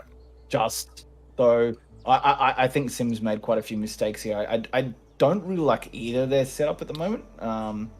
No, and the Robin is probably just keeping Sim in front of Tay. Yeah, I think this is one of those situations really where you look at your opponent's setup and that can help guide what you should be looking to do. You know, you look at Sim, he has invested so much time. Oh my god. I was about to say he's invested so much time into this forest that's now not going to get used, and it's definitely not going to get used because there's the Raven. So, yeah, not much you can do about that. Quite unfortunate. I 100% tuck away the bush tit here. I tuck the bush tit, grab the Raven. Yep. Because you don't need that bush tit in this spot now. Ooh, they're picking that up though. They're not doing the tuck. They're just going solo. Yeah. See, I get rid of the bush tit. I look at getting the food down. Yeah, I have to agree. I don't think you need the bush tit here. I think you get this Raven down and then try and get this Shoveler down, and yeah, if you give a few extra cards to your opponent, it's really not a big deal. They're going to help you so much more. That's unfortunate for Tay. If you were Tay right there, would you deny the rat up out of the food? Would you have denied the rat? I would have considered it. I would have considered it, but as we could see, it wouldn't have made much difference. But no. Yeah. What did Tay-ray do? Did they go for cards again, or laid eggs? They laid eggs. That's interesting. To get the chickadee. Okay. I don't like this. No, I don't like it at all. I would have. I think as soon as you see your opponent has that Raven, you go. You got to get that hummingbird. You go all in. You go all in on the hummingbird. I don't think this chickadee's going to get anywhere near the amount of use that would be enough to justify playing it. I think that you just go all in on the hummingbird. You lay eggs. You basically just spam the food and hope that you can get better card draw than your opponent, because yeah, at the moment it's not looking good for Tay. Yeah. What? Oh, please don't put that in the forest. Please don't put that in the forest. I beg you, Tay. Please put it in the grasslands. Oh my god, Tay, what's going on, mate? Okay. But see, now the problem is that, you know, you'd want to get that grasshopper sparrow. Was such a waste, though. It was. Why? Yeah, I don't get this. You know, you play the hummingbird. They play the chickadee and now they play the hummingbird. What, they're going to lay eggs and then get food? Like, you don't need the chickadee in that situation. You're already getting food from the hummingbird. I think really, they should have been getting the hummingbird down, laying eggs, getting the sparrow down. You've then got those bowl nests. You can lay eggs into them, hopefully end of round. But you're getting points as well. You're getting those eggs as 100%. Well as the food. So chickadee, I don't agree with that. I don't think that was a good play. And then they can go and get more food. What? I don't know what Tay's doing here. I can only imagine this is going to be to try and get the kingfisher down, but I don't think they've got enough turns to lay eggs in it for the end of round. I think it just has to be hummingbird and fill up the eggs they've got at the moment. It's not really giving them enough time to play this kingfisher as well. This is very odd.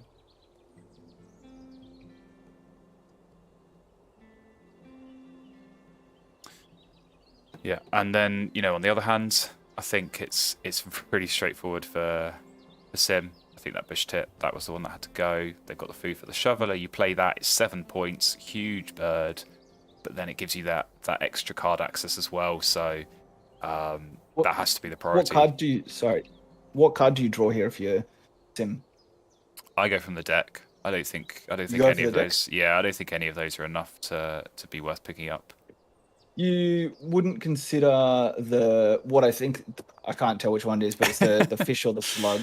I'd consider it. I'd consider it, but it's a second water bird. I'm guessing that it works with that last end of round goal because I can't actually see it. I think it's the platform one. Yeah, I certainly wouldn't be picking up the painted bunting. No, it would be the wetland bird or the deck. I think you make a good case. You know why they're thinking the bunting though, right? Because their bonus cards bonus. That's why they're thinking the bunting. It's true. It looks like they did go from the deck in the end. So there you go, Buick's Wren. Not great, but It's just something else that's going to get tucked. I guess it's not too big of a deal. Yeah. It's not too big a deal. No, I think I think ordinarily getting that second wetland bird is nice. It's going to help save you the egg cost, but Sim's going to be laying eggs as many times as he wants in this game. I don't think it's going to matter too much if you have to pay the occasional extra egg. What? So went 2 fish to then not even play the king. I don't know what's going on with Tay here. I definitely feel sorry for him. I feel like he's a bit lost. It is early for Tay. It is. I think in the end it's worked out okay. I think being able to get that sparrow down when they lay eggs, they can at least fill up all these bowl nest spaces. So they will be able to tie the end of round. And obviously they've got the fish. They can get it doesn't matter what food to play the kingfisher. So I think that is probably going to be their priority at this point. But yeah, just not getting that kingfisher down a little bit sooner. They've already missed out on 1 free fish they could have got from that shoveler, so it does limit the potential a little bit in terms of what you can get from that pink power. That's interesting.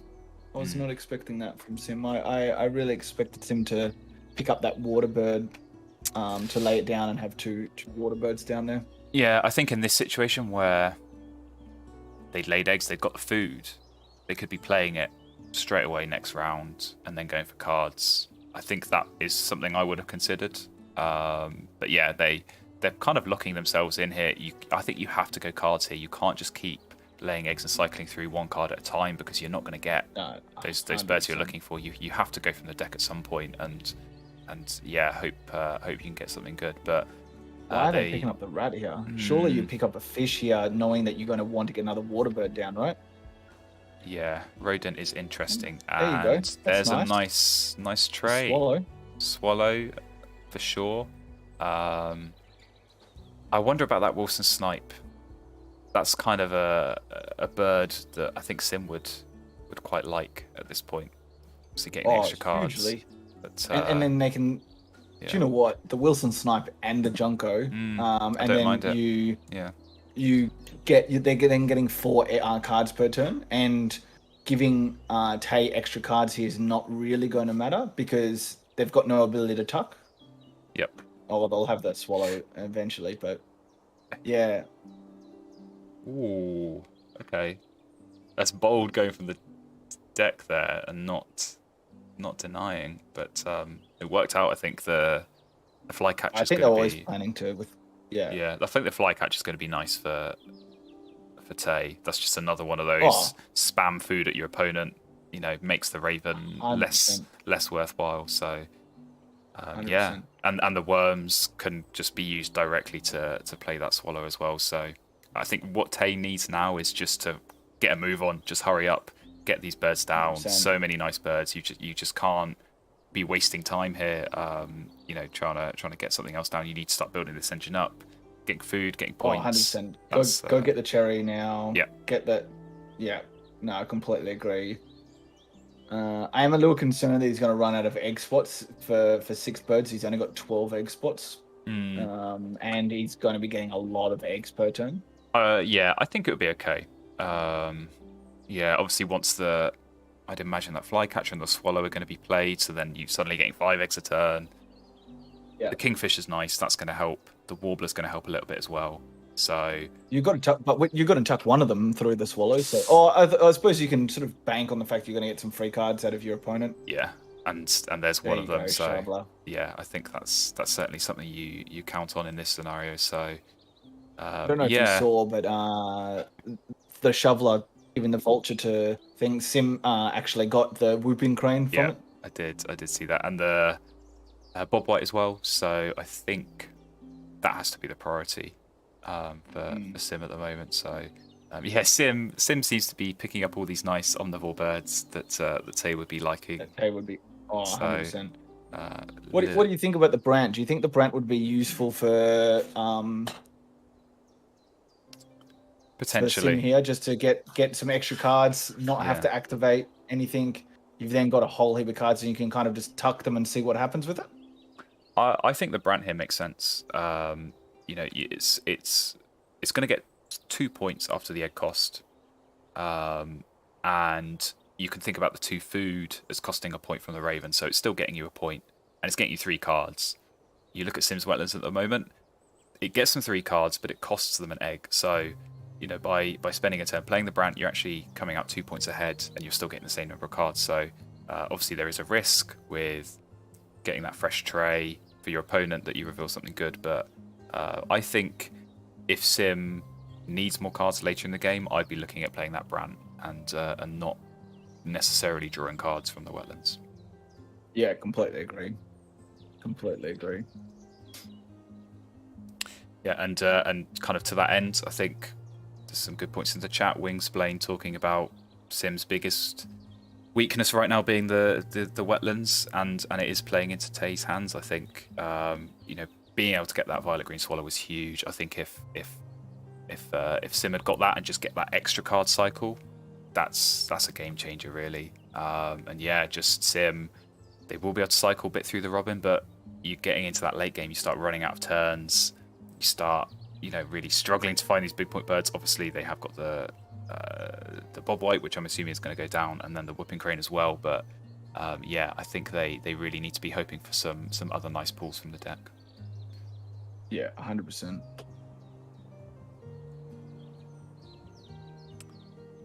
Okay, so I am interested that say prioritize the Kingfisher there. I'm assuming it's going to be hope for a squiggly boy on the reroll, and there we go. There's one. So yeah, they can at least get this. I'd assume they're going to play the Flycatcher, but You yeah. would think.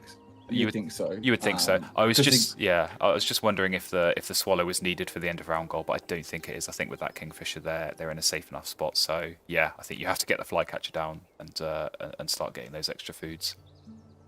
Yeah, 100%.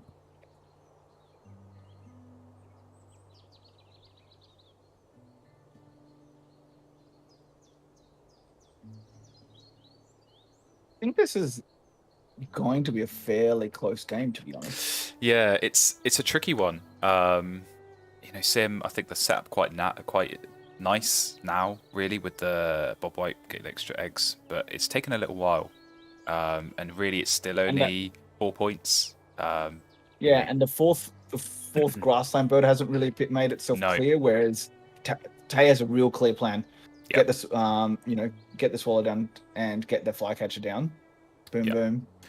Yeah, I think you've got a real nice engine. I think a lot of it is going to depend on that final round tray. So Sim is going to be going first, and they've got that Brant. So if something nice pops up in that tray, you can just slap down a Brant and get it along with a couple of other cards, which is so nice. So I wouldn't be too surprised if Sim is saving that up. But yeah, I mean, we talk about bad bonus cards. Sim, 1 Bowl Nest, and really you need 4 to get anything from this bonus card. It doesn't really 100%. look like they're going to get anything from that. So Tay doing respectably at the moment. I think 4 points from the Omnivore is not terrible. No, for sure. But the good thing for Tay is that with the Hummingbird and the Flycatcher, they're really negating the need for that Raven. So they've definitely done well there. And they've got this. The thing I like about Tay is they've got a really clear plan.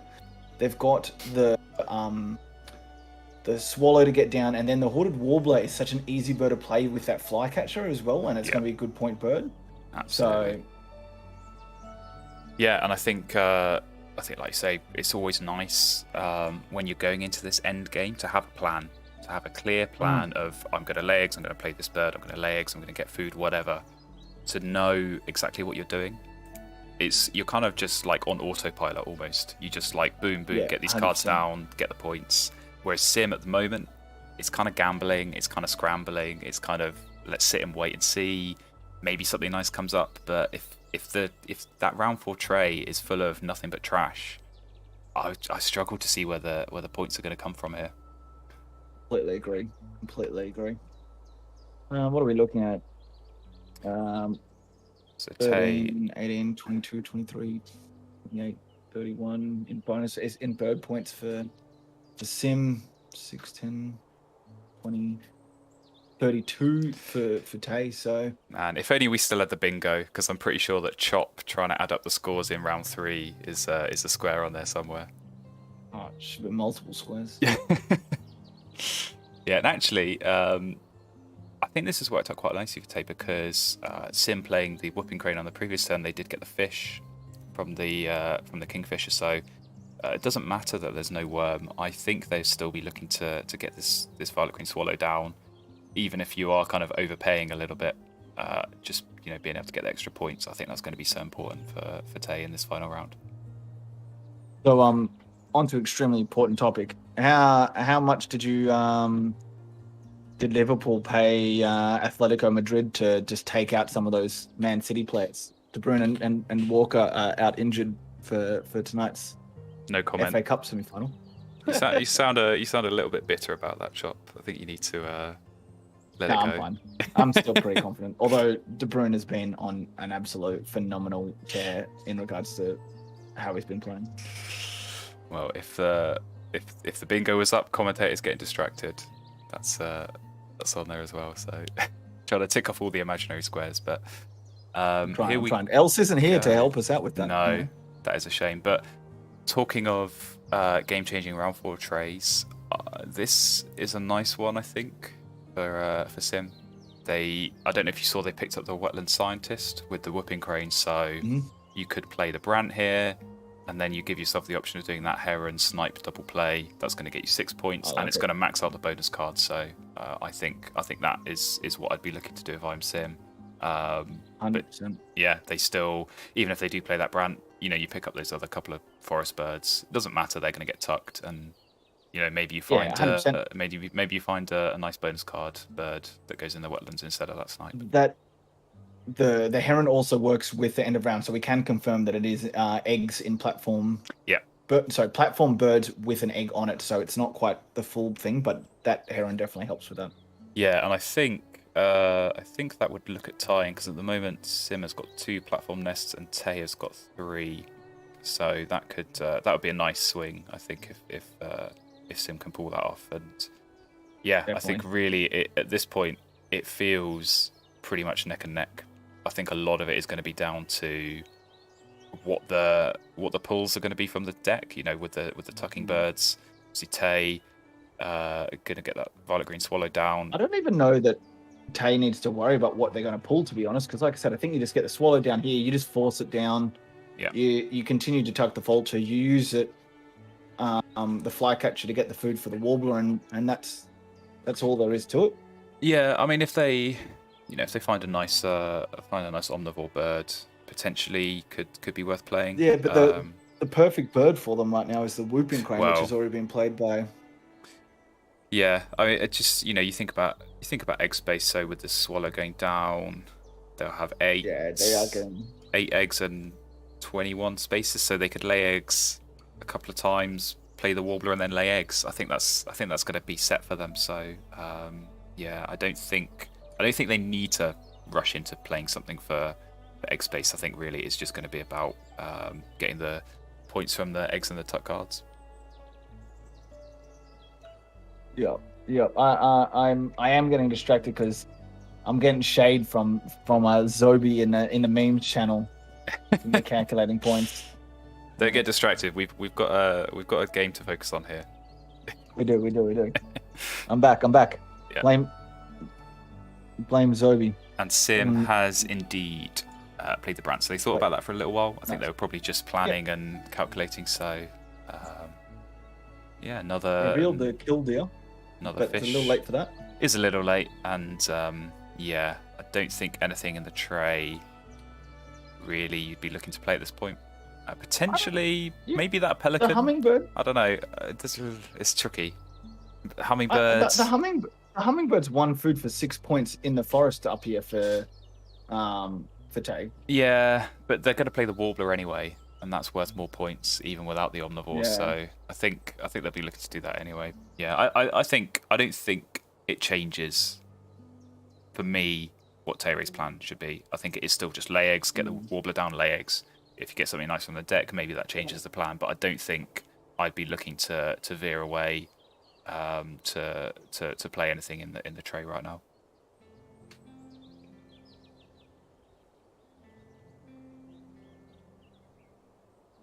Yeah, one thing I'll be interested to see is whether Sim is going to risk it and skip this Raven, because I think you can be pretty sure of getting some free food from your opponent. Certainly some worms Same. from that flycatcher. And you look at Sim's food at the moment; they have a fish. All they need are 2 worms to get this double play. Yeah. And yeah, if you get a worm from the flycatcher and a worm from the hummingbird, that's going to be really nice. So They didn't. yeah, They did not do it. They no, did but they not do did. it. So, and I did wonder about this. They picked up the pelican. So, if Why are they they, planning to pick up the pelican? well, if Are they they play, going for the I think it's for the end of round. So end around? Yeah. that pelican, it's obviously worth 1 less point than the Wilson snipe. But if it's going to get them 3 extra points from the end of round, potentially comes out ahead. But then you've got to factor in the eggs that they're spending to get the food for this pelican as well. So Another point. it's So it's still it's 1 point ahead. yeah, it's close. It's close. It's touch and go. I think at the very least it stops your opponent from playing it. So even if they're not going to play it themselves, I don't mind So this. do you think that goes into it that you're getting 3 fish at the end, and if you happen to tie in that like little 1% chance you're going to have the food covered Yeah, off? potentially, and I mean the way their grasslands are set up right now, with only 3 birds, all that extra food can get discarded for eggs anyway. So it's not necessarily a bad thing at the moment to get that extra food. I think from the pelican. Ooh, Tay changing his mind there. This is interesting. What's Tay thinking here? I thought he might be looking at the warbler, but even that is only 6 points once he's played it, unless he's going to play it over the hooded warbler in his hand, which he might do, depending on the food. But yeah, I don't know why he's gone all the way back to undoing those eggs, because surely eggs is the only move here. He's not going to be picking up cards or getting food. No way. I don't understand. It's pretty clear to me that you lay eggs, you tuck the vulture, you take one off the deck. Yeah. Yeah, well, I mean, you either go off the deck or you go for that warbler. Because to be honest, even for Sim, I mean, I know their plan right now is to try and get this double play and win the end of round, but I think even that double play with the warbler, it's 4 more points than the pelican, so that trumps the 3 extra points you would have got from the end of round. So I think if they could afford to do that, that would be a much better play. So yeah, I think if I'm Tay, even if I'm not looking at playing that warbler myself, I'm picking it up to stop my opponent having it.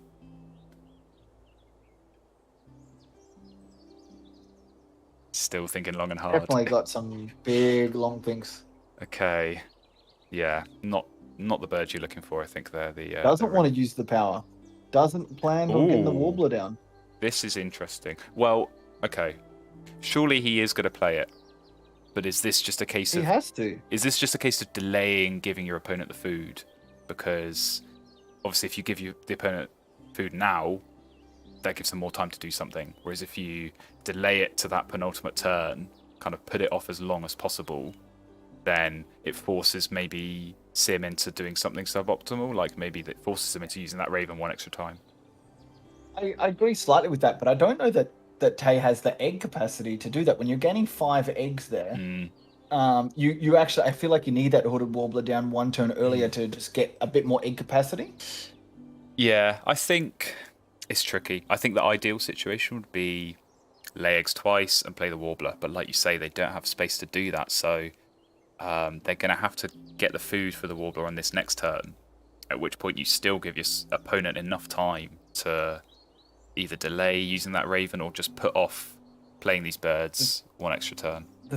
The thing with that as well, right? If you had have taken the squiggly boy from the flycatcher, you're only giving your opponent a squiggly boy. Whereas if by doing the flycatcher and the hummingbird, your opponent's getting a squiggly boy and whatever food is left in the tray, which could actually help them more than just giving them forcing two slugs their way. Yeah, I certainly I would have activated the flycatcher, but maybe skip the hummingbirds. I don't know. What I was thinking. It's interesting because I think there's a few layers here, because potentially Tay is waiting on Sim to play the wetland birds because he knows that Sim has got the heron and the pelican because they're both in the tray, and he saw Sim take them. So he knows that there's going to be some wetland birds going down, which means there's going to be a free fish coming from this kingfisher.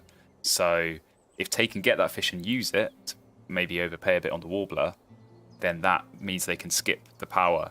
But by skipping the power, they're not allowing Sim to do this play. So they're kind of it's like so many different layers going on of who's going to blink first. It's quite interesting. This is odd. Yeah. And while we do have a bit of time, while Sim decides what he's going to do, I will put up another poll for this game too. I think this is going to be a really close one. So this is going to be a tough one to call. So, the pelican. Oh, that's nice. Wow. There you go. That is nice. How was that for a pull from the deck? All right, my vote is now Sim based off that pull. yeah. Good thing I waited to put the poll out because I'm inclined to agree. I would maybe have just given it to Tay-ray there, but it was definitely close. But that poll's huge. Yeah, that's the sort of card that Tay needed. Yeah, but the problem is, right, because they drew that after they activated the Raven, they don't have the food. So to do the double play, Tay's gonna need to. They're not too bad. They're not too far off it though. They've got the fish in the slug, and they've got the 2 fish for this. They wouldn't have been able to use it for. They just need a rodent now. Yeah. If Tay, let's see what Tay does here. This is going to change the game. If Tay activates this, if Tay activates these food birds and gives Sim food, a rodent. Because the thing is, right now Sim has a choice between you do the double play and then lay eggs for the end of round. You play the Woodstalk and then lay eggs for the end of round, or you lay eggs and do the double play with the Woodstalk. But if you do that, you don't have enough food to do that now. You have to wait, and then you can't have eggs for the end of round. So if Tay gives free food here, Sim is going to be able to do this double play and then lay eggs and win the end of round and get the bonus card from the Woodstalk, which is just massive. Yep. All right. What does Tay do here? I think they're activating the Flycatcher, but are they going to activate the Hummingbird? That's the key part of this. You can't activate the Hummingbird here. I don't think. But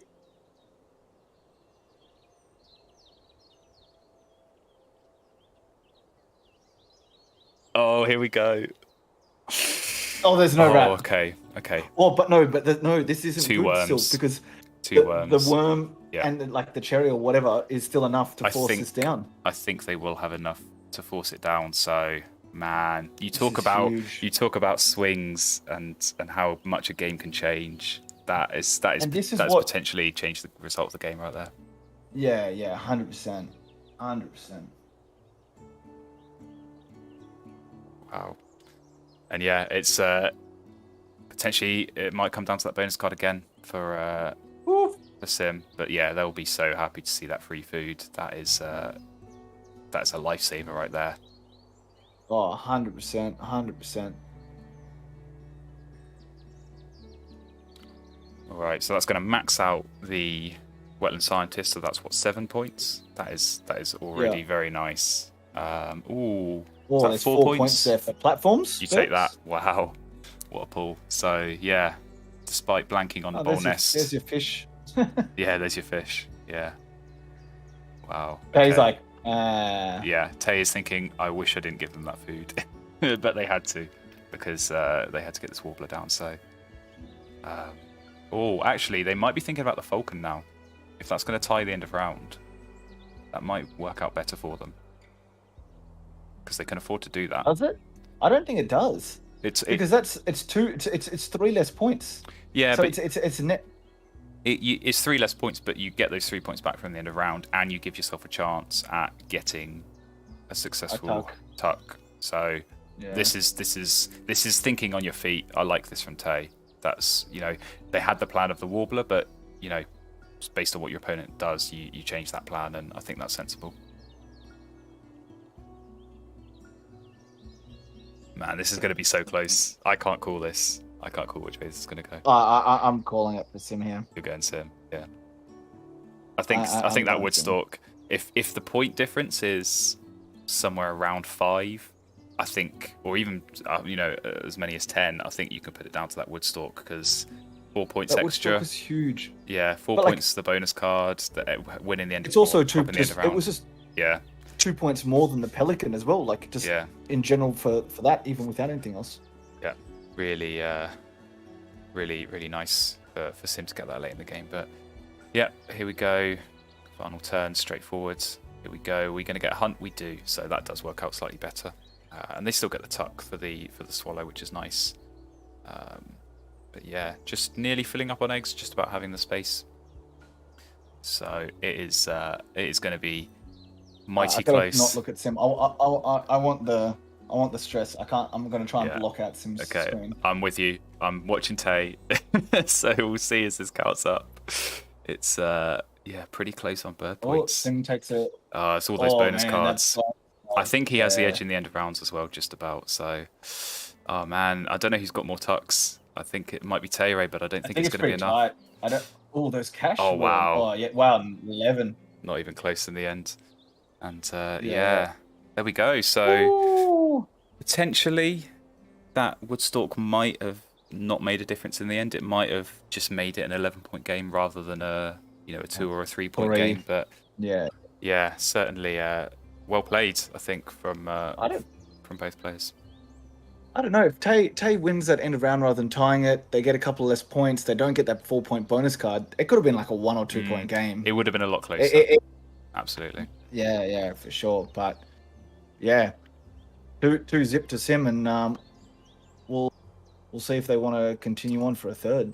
Indeed. Which, to be honest, I'm hoping that they do, because I'm really enjoying these battles. Yeah, it's super close, and yeah, I mean, it's such an advantage, I think, for Sim. Obviously, going 2-0 up now, it's going to be an absolute slog for Tay to fight back. Yeah. Do you want to just recap? Do you remember what the scores were for the 2 games? I cannot remember the score from the first game. It was something like 95 to 81 or something like that. So they've both been at that sort of 10 to 15 point difference, both with Sim in the 90s and Tay in the 80s. So that's Tay is going to have to hope for some better luck, I think, to fight their way back. Yeah, definitely. Are both opponents happy to play a third? I'm just checking in with them. But, we've done pretty good time, considering the streamed games, so people do, and their finals, so people take a little bit longer in thinking process. Yep. We're only been like probably an hour 40 of actual game time over 2 games, so that's not too bad. Absolutely. When you're playing as a casual ELO game, you can probably get a game done in 30 minutes. But when you're really making sure that every decision's right, you do take that little bit longer. Yeah, and I've found myself in that situation where you, like you say, you kind of, if there's no pressure, it's just an ELO game. You kind of whiz through it. But in a tournament situation like this, you want to think very long and hard about every single decision you make. Maybe not that Willow long and hard. Maybe not 5 to 6 minutes per turn. But you definitely want to think hard. Yeah. All right. I think we are going to have a short 5-minute break. No worries. To just let the players refresh themselves. But yeah, do stick with us. We will have one more game here, I think. So we'll see if Sim can close this out, or if Tay can take us at least to a game 4. So we will be right back. But please do not go anywhere. Yeah, I'm gonna fill the dead air. You can take a break if you need, but I'm gonna fill the dead air. I'm gonna talk to my favorite Wingspan family, which is actually the Foley family. All right, out there on the East Coast. All the best to you. Thank you. You can take a break. You probably need a drink with the amount of talking you've been doing. So how's the Foley family doing? Juanita, Cheese Dreams, how we going? Doing all right over there in what is no doubt cold Melbourne?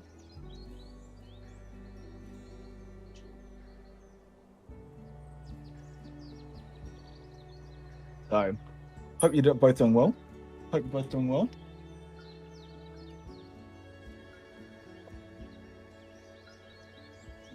So, we'll just see. It's going to be exciting. Who do we think? Have we got any early predictions of the game 3? Sim's definitely had the best of the luck so far.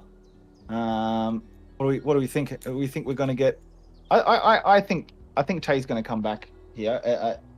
Tay's a pretty strong personality. I don't think he's going to sort of just crumble because he's 2-0 down.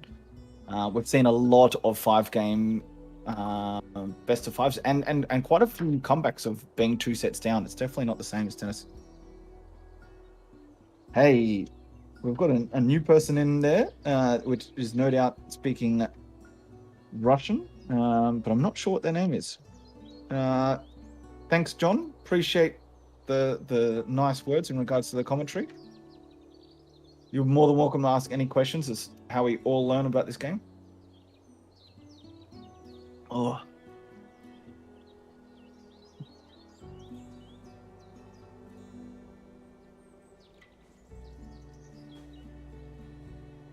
Yeah. Good work, John. Thanks for coming, mate. Sim has won 3 tournaments. Yeah, and fairly recent ones as well. The Sim's definitely probably the most formed player tournament-wise on the server, in my opinion. Tay actually has more tournament wins with 5, but they some of them are quite early days of the server. Tay's definitely one of the big forefathers of tournament Wingspan, but Sim's one of these new kids on the block that just been destroying everyone. Hey, Oki. How you doing, mate?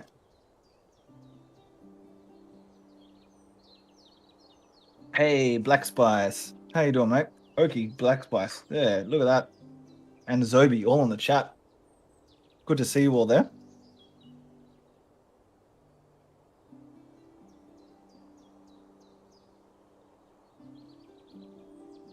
I'm just getting handed Easter egg to eat while we're on break, so tasty. How's the vegan Easter eggs, Flan? You getting some dark chocolate Easter eggs over there? Oh, just in time, just as I got back. Yeah, nailed it. Yeah, there's a few. It's kind of mixed. Like, certainly, like the last couple of years, much better choice. It used to be just like really, like, you know, the kind of chocolate. Carob. Yeah, well, the kind of chocolate that you get from like really cheap supermarkets. That's like kind of waxy and like doesn't have any flavor. That's the kind of stuff that you have to get used to. But yeah, it's not too bad nowadays. Yeah, for sure. I remember I was sort of wouldn't eat I didn't have a lot of dairy when I was a child, and Mum and Dad used to get us this unsweetened carob, and it was horrendous. Yeah, not good. Not good. It is not a substitute for chocolate whatsoever. Not even close. Hey, Zaripov's in the chat. I hope you're doing well, mate. All thoughts out to you, but good to see you in here, mate. Oh, absolutely. Always good to see Alex. Always good to have a chat with Alex. Yeah. So we shall see what actually happens in this next game. I'm wanting to see a full tuck happen at some point. Oh, I mean, you know me. I could not disagree with that, like, at all. I'm always a fan of seeing a full tuck. So, we've had pretty standard kind of grassland engines, I think, in both games, really, from both players. So, I think just something different. You know, maybe with that wood duck in game 1, there was potential for something a bit different, but obviously the Raven kind of forces you to go to the grasslands anyway. But yeah, something a little bit different. But hey, I mean, no bias whatsoever coming into this. I think we all want to see a Tay-ray win, just so we get a little bit more wingspan, because that's always nice to have. Yeah. It is going to be interesting, because like the pressure goes 2 ways. Does the pressure come off Sim because they are 2-0 up, and therefore do they start making mistakes because they feel like they've already got it won? Or conversely, does the more pressure go on Tay-ray, and do they make more mistakes thinking that they need a gamble to really get the win here?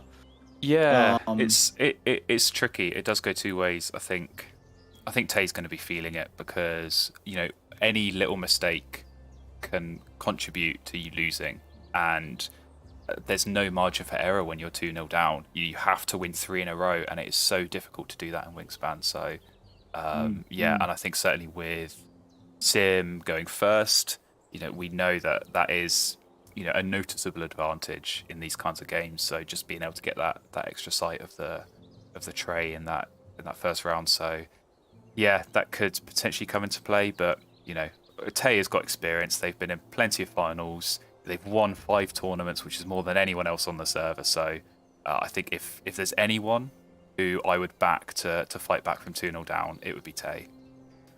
Yep. Has Tay won the streamed final? Oh, let's not talk about that. I think the answer's no. Yeah. But yeah, they've got the experience. They've been around long enough. They've been streamed plenty of times, so I think they've got enough to fight back and do it. Yeah, no. Oh, Tay has so much talent. Like, in my opinion, we've talked about it before. As much as it's an American term, thinking about those.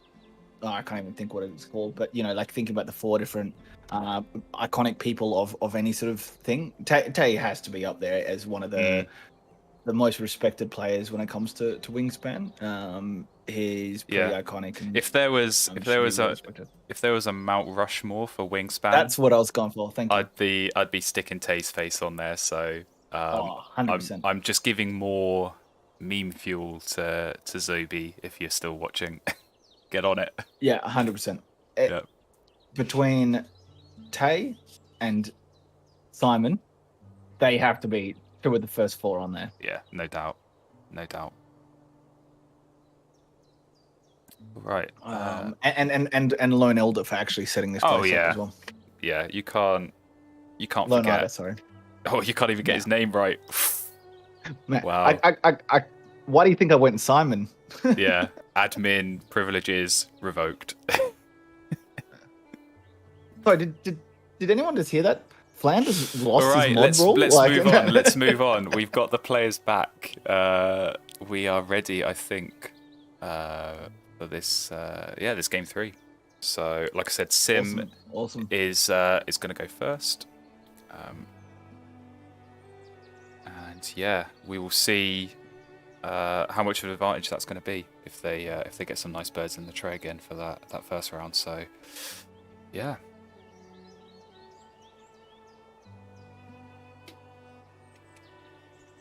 Right, looks like they are getting the invite sent out. And yeah, just to say as well, we will have potentially some more tournaments coming up, potentially as well with the release of the European expansion or digital version, which I'm sure you are all excited about. Do look at joining the Discord if you aren't already part of the Discord. There's a link below. So yeah, do check us out, come join us, and yeah, take part in some of these tournaments because they are always good fun. 100%. I think the most like, ooh, hello, Eastern Phoebe. And Osprey as well. Yeah. All the co-op birds. Very nice. All of them. Yeah. What are you thinking for this sort of a start? We've got Phoebe seems to be a must with these end of round goals. Oh, absolutely. Are they? Yeah, 3 of them are eggs, and one of those and the birds. last one, yeah. Phoebe's a must, but yeah, I don't know. Phoebe and Osprey feels like the obvious pick, but then you kind of get into that dangerous territory of being a bit too generous and giving a bit too much food away, and that can really help your opponent, especially early in the game. Food's really hard to get hold of, so you take any free food you can get. Yeah, but the Osprey you could just play because it is a 5-point bird for 1 food. Yeah. You could choose not to activate it, and it does give you an advantage really early. 2 birds of the platform nest for that first end of round goal could be quite nice. Yeah, I mean, I'd put it in the same category as like the egret or those kind of other cheap wetland birds we looked at in the previous game, where someone in the chat asking, it's not a great bird, why would you look to play it? I think it's just something, like you say, even if you skip the power, it gives you the option to get those extra cards. It's 5 points for 1 food, and yeah, that end of round goal, basically on lockdown really for Sim. So interesting with the Pelican. Now it does synergize quite well with the Osprey. You can get the fish from the Osprey and look to play the Pelican. So it's not a bad shout. when they declicked the Phoebe for a second, there, I Yeah, got real scared. I was worried as well. I thought they were going to go all in on the fish. So, yeah, please keep the Phoebe. I think that's a must at this point. Yeah. Did you see the bonus cards for Sim? I didn't catch them. I did not. So I'm hoping they flick back over to give us another view. But yeah, I want to know your thoughts on the hooded warbler. You know, pretty easy to play with the worms from the Phoebe. Is that maybe something you'd look to go for from this starting hand? Look, I do agree that it is easy to play, but like, what's it doing to actually build your engine? Not a lot, based off the end of round goals and what you're doing. It's not really helping. However, I think I'd throw that out the window if I had the food web expert, and then it becomes 9 points. I think then it's too strong to ignore. Yeah. But apart from that, I'd be ignoring it because it just doesn't go with anything else. Like, okay, you're going to spend 2 turns laying eggs, where you're only laying 2 eggs, getting 2 slugs. Yeah, it's nice, but it doesn't do anything for you to really generate good points later on. Yeah, I mean, you know, you make good points. I don't mind it. I think it could work. So it's going to obviously work for the next end of round goal with the bowl nest, and I think it's dangerous in this kind of position where you have the Phoebe and the Osprey to rely on that as your only food source, because every time you get food from it, your opponent also gets food. So at some point you need something in that forest to at least give you the potential to get some extra food. So I think at least, you know, if they play the Phoebe, the Osprey, and then the Warbler, if they're drawing cards and they're getting some cards they don't like, you can at least turn that into some extra food. So it's an option. Yeah, I do agree, but I think that there's so many cards that'd be really nice to go with this system. Apart from like a tucking card, but like a crow, fish crow, 100%. where you start getting, you're really reducing your turns to only 2 of the plants in regards to either the wetlands or the grasslands, would be huge. So I can't quite tell. It's a bit blurry to me. Is it platform again? I think it might be platform, which is awesome. Yeah, which is why they're The looking at the Pelican. Pelican. Yeah, so I think that makes sense. I think they did get a little bit burned last time. You know, they started with bowl nest, and you thought, "Oh, easy, I'll pick up some bowl nest birds," and then they got none for the rest of the game. So at least now, if you give yourself 3 at the start, you just need 1 more, and yeah, finding that extra platform nest in the rest of the game is not going to be too much of a challenge, I think, for Sim. Yeah, 100%. They are 100%. thinking long and hard about this. So I think they are trying to sort of plan out that first round and think, okay, how many times am I going to lay eggs and get worms? How many times am I going to draw cards and get fish?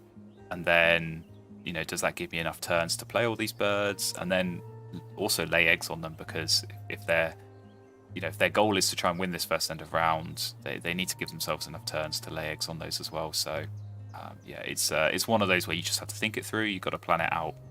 But I think certainly keeping these 3 birds makes the most sense for me. Yeah, I think that there was probably... Oh, hello. Hey, Raven. Payback. There we go. All right. We have a game on our hands. Absolutely. However, this is the worst time. Yeah, this is the worst time, in my opinion, for Tay to get a Raven. And there's a couple of reasons for that. One, once Sim realizes the Raven goes down, they can spam these food as much as they want and it doesn't matter anymore. 2, Tay's got Raven and forest birds. There is no food, no card draw here. No. And there's hooded shrike as the only wetland bird in the tray. So it's good. It's a good start, but it's not fantastic. No, and it's interesting that they're keeping the flycatcher. So I think they are having in mind, you know, I'm going to have to spend this first round doing something. There's plenty of worms in the feeder. I can get use of this. Obviously, what they don't know is that they're going to be getting plenty of free food from the Phoebe and the Osprey, so that is going to help get that Raven down at least. They're not going to spend those turns drawing food from the bird feeder. But yeah, the real concern here is no wetlands. And like you say, do you go for the Shrike as at least something? I mean, it is going to at least help for the next end of round goal. So might not be a terrible Yeah. pick. Yeah, 100%. The flycatcher isn't the worst thing here because it is a 5-point bird. So even if it ends up not really getting used, it still gives you 5 points. Rather than, I'm not a huge fan of the vulture. Yeah, I don't like when it. you have the raven because No. it's just 2 points. It's a bit of a waste. I think that you can just go raven, flycatcher, rodent, cherry, slug, move forward. You know? Yeah, I think that's what I'd look to do. Urologist. Yeah, I think that makes sense. But I think the real question is going to be if they do go for the shrike from the tray, and I think you kind of have to. I think when you've got no wetlands, you take it. It's a terrible bird, but it gives you something. At least gives you that option of getting a bit more. Yeah. I don't like the thought about the vulture, to be honest. I just think it's Me neither. I think it's a waste. You want to be getting that rodent, that slug, and that cherry down. You're going to get so much more food to start with out of the flycatcher. Yeah. The only thing I probably don't hate is also gaining the hawk. Yeah. That I think there is an argument to get this down because it also helps with the end of round. Obviously, you don't know that Sim's already going to smash this end of round. You don't know that. Yeah. But I think there's an argument for the hawk, raven, and flycatcher. But at a very minimum, it has to be the raven and the flycatcher. And that vulture just shouldn't be considered, in my opinion. Yeah, I agree. I think the hawk. Certainly, I'd be looking to go for the hawk. But then you kind of run into this problem of, well, if I keep 3 birds, I only get to keep 2 food. And I'm going to want to keep this food for the flycatcher. And suddenly you leave yourself with 0 rodents. There's 0 rodents in the feeder. You're going to need 1 for the raven, 1 for the hawk, and maybe 1 for the loggerhead shrike if they go for that. So suddenly you need 3 rodents from nowhere. And that's going to be quite difficult, I think, 100%. for Tay to achieve 100%. That. No, I do agree. Don't pick up that vulture. You kill your ability to play anything though, because what are you going to play, the vulture and then the flycatcher? You have to just waste a turn getting a cherry. Yeah. Honestly, I think Tay's overthinking this. I think he's. I don't know if this is a sign of pressure, but like we talked about before, if you're in a casual Elo game or just something on the Discord, not for a tournament, not being streamed, I think Tay would have made his mind up within about 40 seconds of what he's going to pick here. 100%. Whereas now we're going 100%. On for 4 or 5 minutes of going back and forth. Vulture, hawk, do I want flycatcher? He picked the chickadee at one point. He's selected every bird. Exactly. Yeah, he selected every bird. Yeah. So one thing I think is important to talk around, because Tay's is going to bounce around and we already know our opinions on this. Yeah. A few people have talked about picking a bird to specifically discard in the opening town. So like, for example, okay, let's pick up the vulture, play the flycatcher, and then discard the vulture to get an extra food. In my opinion, that will only work like 1% of the time, because you might as well not have the food, select the food you want, unless you, for example, needed 2 particular food out of the tray, like you needed 2 slugs and you're already needing your 1 slug that you've got, then that would work. But other than that, there is no way, in my opinion, that actually works. Yep, I have to agree. Like you say, it's one of those where if the food that you need can only be got from the bird feeder, like you need multiple of a single kind, that's when you do that. But in this situation, if Tay's going to keep 3 birds, the food he keeps has to be worm and cherry. There's no room for rodents there. And so that means, well... And then there's no rodent there. Exactly. Like, why would you keep a card to discard instead of a rodent? Like, you need that rodent more than you need the extra card. So yeah, it's I wouldn't be keeping a card here just to discard. I think if Tay's keeping 3 birds, he's going to play the 2 that aren't the raven in this first round, and I don't think the chickadee for me is the right pick. I think that's not at all. Quite costly, because that's just going to take so long to get down. You can't get it down within like 4 turns, and then what? You get a few food. I don't know. I don't like it. Oh, I mean, you can get it. You can get the chickadee down in the 4th turn, right? So you lay the flycatcher, you take food, you then lay eggs, you play the chickadee. You're just ignoring the fact that he's going to get a whole heap of free food. You've got the raven. You're just not going to go the forest anymore. So you're going to get like 1, maybe 2 cash on the chickadee, and it's okay. It's a 4-point bird then. Like, if you're lucky, it just. Yeah, Yeah. I'm not a fan of that at all. No. And now he's got to go hunting for a rodent. Yeah. And I think as well, everything that he has planned is going to go straight out the window because he's seen the Oh, osprey, and that we know that Phoebe's going to go down, right? There's no way that Sim is going to lay eggs or pick up no, birds before playing the Phoebe. So I think as soon as he sees those two co-op birds, you can just ignore that forest. It's not gonna, 100%.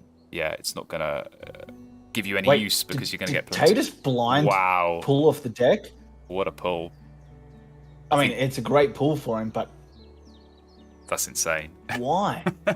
Why take 3 cards and then do that? I don't think I've ever seen Tay take a risk Hey, like that. That is a huge risk, but I mean, it's paid off because they'll get a fish from the osprey and potentially a worm from the Phoebe, so that's 2/3 of the food already covered. They just need a rodent again. and that's nuts. It's just crazy. And it's a platform nest for this first end of round. That's crazy. This is, I feel bad. I feel like Tay's. This doesn't feel like normal Tay. This feels very unlike them to be taking a gamble like that. And yeah, now the Phoebe's gone down as well. They'll see that and think, right, I'm going to get so much free food. That I don't know. You probably still play the flycatcher, but then I'd be tempted to chuck the chickadee here, get the extra food, try and prioritize getting this 100%. bitten down. You know, you don't need that chickadee anymore. It's not going to help you. No. Long Now that term. you've seen 2 lots of free food coming. Yeah, because actually, no, he can go for food. He can get 3 food, and then as long as you get a 4th from, potentially the fish from the osprey, then you can look to get this bitten down pretty quickly and start drawing some cards. And I think if Sim sticks with that original plan of playing the pelican, that just makes the bitten even stronger for Tay. So that's going to work out quite nicely for him. Yeah, 100%. So just for pushing it, the reason I'm not a fan of that blind pull there is just like there is so many cards that are completely useless there for Tay, completely and utterly useless. And you've just wasted a turn. And as Flan will always say in commentary, you've got a set amount of turns.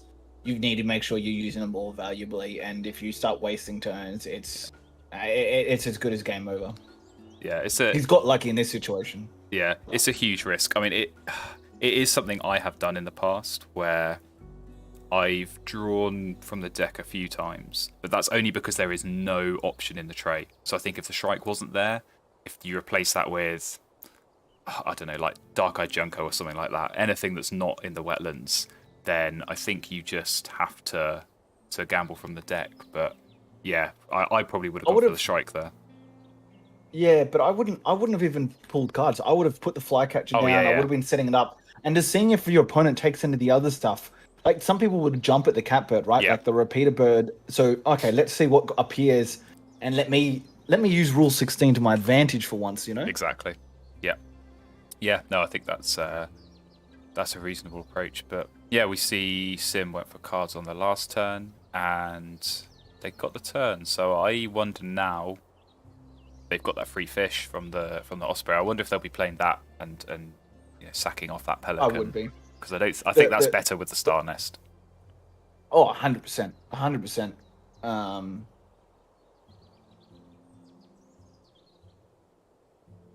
Yeah, no.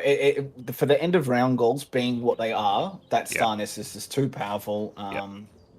Yeah, it's going to help much more than the pelican as well because at the moment.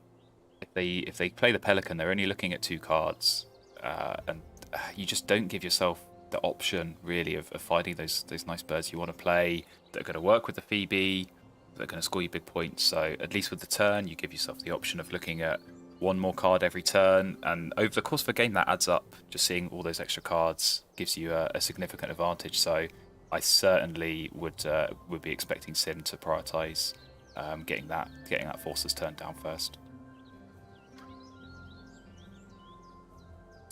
Chickadee. Yeah, we see this is Tay again, thinking long and hard about a turn that really feels quite natural. Tay take a grain. Interesting. I think they're just trying to set it up for a potential reroll. Reroll. If they need the rodent later, they want to give themselves every chance. Because, you look at your opponent, I can't see them going to the bird feeder sim. It's going to be laying eggs, it's going to be gaining cards. That's your food source. I don't see them going for that reroll. So at least with Tay, he can look at playing this Bittern. He can draw some cards, and then if you get extra cards that you don't want to play, you discard those for food, and hopefully look to get that Raven down on that first turn in round 2. 100%. And I mean, this is the exact scenario where we've said if you had have not kept the chicken in the first place and had the rodent, exactly, you'd be already putting the Bittern down. Exactly. Wouldn't need to be do this. Yeah. I mean, he got the free fish. If you kept the rodent, you just get a worm, and you get that for free from the flycatcher anyway. So yeah, that has not helped Tay at all there. But it looks like they're going for food again. I guess they're just going to try and get this Bittern down. So there's a rat. There's one, and they get the squiggly boy as well. And they can get the worm, which is nice. So yeah, I'd imagine. So what that leaves them with, I think that actually leaves them with enough food to play both these birds if they want to, without even getting extra food. So. How can I get both? Oh no, they're one short, but I suppose they'll get another. You can count on another free worm or a fish from your opponent. So yeah. I'd imagine they'll be okay. So yeah, feels pretty straightforward. Play the Bittern, lay eggs, go for cards, and hope you get something nice. I'll be interested to see if they. You don't even have to lay eggs because there's already eggs on the flycatcher. Well, they need it for the end of round though, right? For the. Oh yeah, of course. You get the extra points. So. But you can probably lay eggs last, depending on what your opponent does. Because again, do you want to lay 2 eggs for 1 point bonus? I don't know that if you see that your opponent's already easily got that one. Yeah, and actually, I mean, it kind of depends on what egg Sim has got down at the moment. But so they're going for cards now. If you take cards, say Tay takes cards from the tray before Sim has had a chance to lay eggs, and you reveal a really good card, you then force your opponent into that decision of, well, I want to take this really good card, but exactly, but I then can't lay eggs and win the end of round goal. So it's a little bit of insurance against a potential Rule 16. But I think just kind of based on what Sim has managed to pick up, I think they're probably just going to be laying eggs this next turn anyway.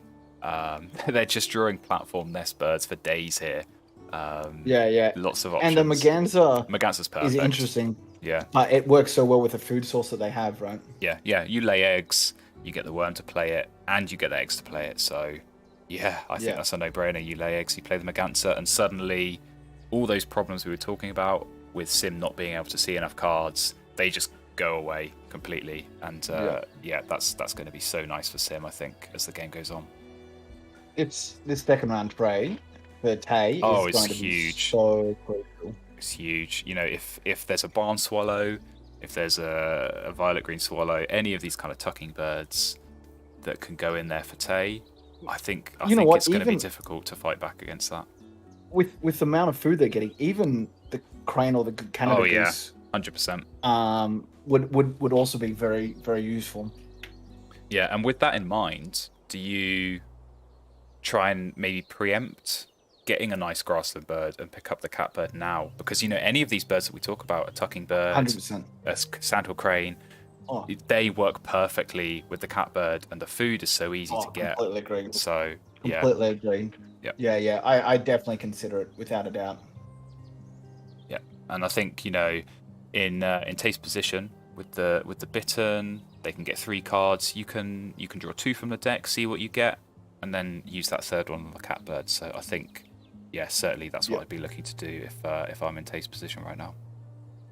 Completely agree. Yeah, like we said for Sim, pretty straightforward. Fill up as many of these platform nests as possible. Give yourself the worm, and they can then lay eggs. Play the Maganza, having just laid eggs. And although, having said that, they don't have any eggs right now, so if they lay eggs and play the bird, that's going to force a tie in the end of round, which is maybe why they're thinking twice about this. Because you don't want to give your opponent the option of tying, so... I wouldn't be drawing cards, though. I think you want to get the Maganza down first before you draw cards. Yeah, 100%. I don't think I necessarily agree with this play. Is he? Yeah. No, I'm not a huge fan of this. No, it's worked out kind of okay. The quail, I don't know. I guess it's going to work, but they're going to lay eggs so much that they are going to start to run out of space. Oh, the puffin though. Wow. Okay. Puffin's amazing with the Osprey. With the Osprey, yeah, with the Osprey, that's a game changer. So, yeah, I think I don't know. What do you look to get rid of here? Probably the pelican, right? Oh, surely not the merganser. That would be very controversial. Yeah. I even consider getting rid of the golden eagle because it's going to be very hard to get. That's a lot of food to get. Yeah. The only thing I could think that might be going through Sim's head is I've got 2 fish. I could play the pelican for 2 fish, and that's going to give me 3 fish, so I can play the puffin. But yeah, that's not the worst thought process, to be honest. But even then, you still have to lay eggs a couple of times because they're not going to get enough eggs. You know, you need 3 eggs to play both those birds. They don't have any at the moment. They only get 2 at a time, so it'll be a bit slow. Yeah, I think I have to agree. I think the eagle, those 3 rodents. You know, are you going to be paying 6 worms to get the golden eagle down? Yeah, and you've already got enough. You've got enough platform birds to get your bonus card already as well. Exactly. I mean, what they need kind of now is egg space. Really, they're quite limited. Yeah. The merganser's going to help with that a little bit, but yeah, their goal is just going to be spam the Phoebe and try and lay eggs a lot. So egg space is a premium, I think, for them as this game goes on.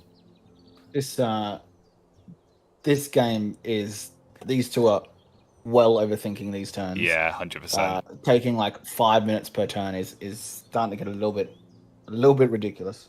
Yeah, but hey, it's the pressure. It's the pressure. It's the pressure. Yeah. Now, there's a suggestion in the chat, and I want to hear your thoughts on it. Playing the catbird for Tay in the wetlands and using it to copy the bittern. I don't like it based on the fact of the knowledge that we know that Tay-ray has, which is we don't know that they're actually going to get any more than the 2 water birds down that they've already got. So you then start giving your opponent free cards because you've then got both got 2 birds. It's not the worst idea from our perspective, where we can see that Sim is going to put more water birds down, but yeah, from Tay's perspective, where he doesn't know that information, I'd be keeping the catbird for the grasslands, and also it just makes so many engines so ridiculously strong by having that catbird. Yeah, I mean, to be honest, I think they can wait and see. You know, they are going to be laying eggs here, and then I imagine that raven's going to go down first. So if you do see that your opponent starts filling up that wetlands, and it is safe to play the catbird, then I think that is potentially, you know, that could work as a play. But yeah, I think really it's going to be about this round 2 tray. So, and there's the purple martin. So that's a no-brainer. Yeah, I think you have to take cards here. You take the martin. 100%. Now I'm hoping that Tay isn't going to discard the egg here, because I think their natural reaction will be to discard the egg and get the extra card. But if they do that, that's 1 turn slower, because now they have to lay eggs before they can play. This is a mistake. And they could already get 2 cards with the bittern as well. That is a huge mistake, because now you lay eggs, you get 3 points. Yeah. If you'd played even the martin, you play the martin first and lay eggs, that's 5 points. And just that 1 turn sooner, that is a definite mistake. Discarding the egg there. Yeah. I like Kevin's suggestion that they're both taking long as a tilting tactic. It's it's kind of like time wasting in soccer or tennis. Mind games. Just trying to get that mind game. And to be honest, when that Willow did it to me, it 100% worked. I was getting so bored that I just started making mistakes because I was just waiting way too long for each turn. I started overthinking my own turns because I had way too long to think about them. Yeah, I've made mistakes before where it's because my opponent did something I wasn't expecting. So I know there's been a game before where I think my opponent had like a killdeer, bush tit, really nice grasslands, and then they spent a turn drawing cards from their wetlands, and it threw me off so much to the point where I then forgot what I was going to do, did something different, and then lost the end of round goal. And there is so much like mental side of that, like you say, like getting distracted, not focusing, being thrown off by something like that. It can really distract you and make you make mistakes. So I don't think that it's intentional from both players. I think it is just a little bit of nerves, a little bit of pressure that's causing this. But yeah, it's noticeably slowed down. I think this pace of play, it's been a good 20-30 minutes, and we have got through just the one round so far. Yeah. What did you think of the Morning Dove play, by the way? We didn't really talk about it by Tay. No, when he did it, I thought that's weird because you could have laid eggs and got the end of round. And then as well, if they had just laid eggs, they could have safely discarded the egg from the for going for the cards. I guess their plan, and it's one that I don't like.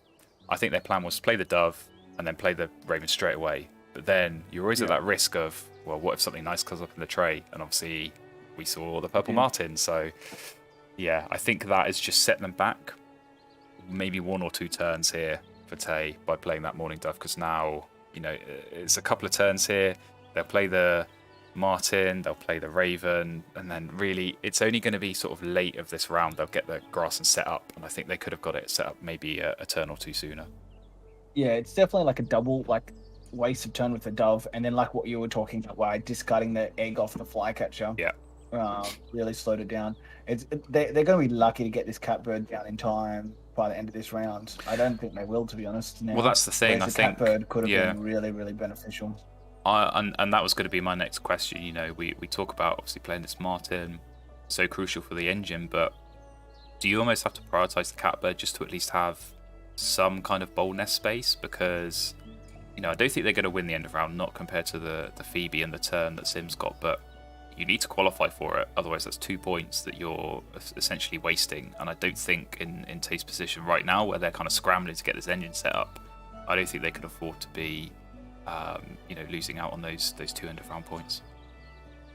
Yeah, no, it's definitely huge. I before you even said that, I was just thinking it like, how does Tay get anything in this end of round? And not only this end of round, but the next end of rounds. Yeah, they're struggling. So, and that's where the martin comes in. They're going to need to be tucking cards. They're going to need to be finding something that works. And this is where those star nests for Sim just make life so much easier. You know, you've got the Phoebe, you've got the turn. Easier. You don't have to worry about these end of round goals. You know, you're always going to qualify. You're always going to have something there. And that's just such a huge difference maker.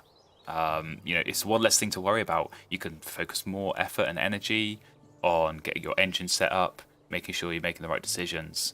If you have to find yourself scrambling with 2 or 3 turns left in a round to try and get some bird down, it just really can throw your game off. 100%.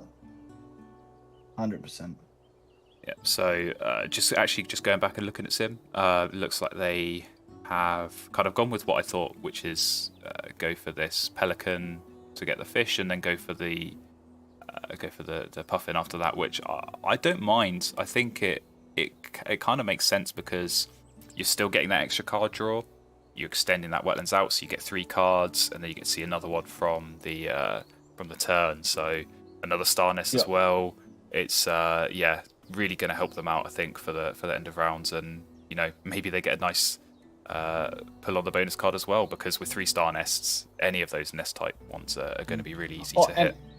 And the fish, that's 4 fish birds for the fishery manager. That's 8 points. Yep.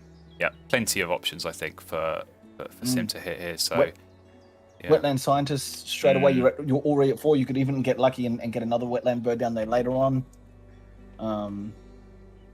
Absolutely. Yeah, I think this has just got to be Sim's plan. You know, lay eggs, get the eggs down, which means they can play the puffin.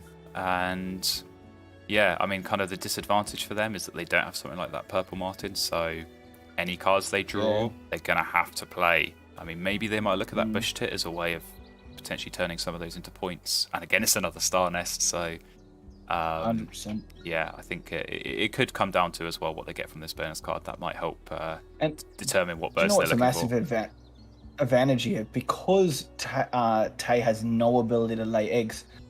Oh, there you go, wetland scientist. Beauty. Beautiful. Yep.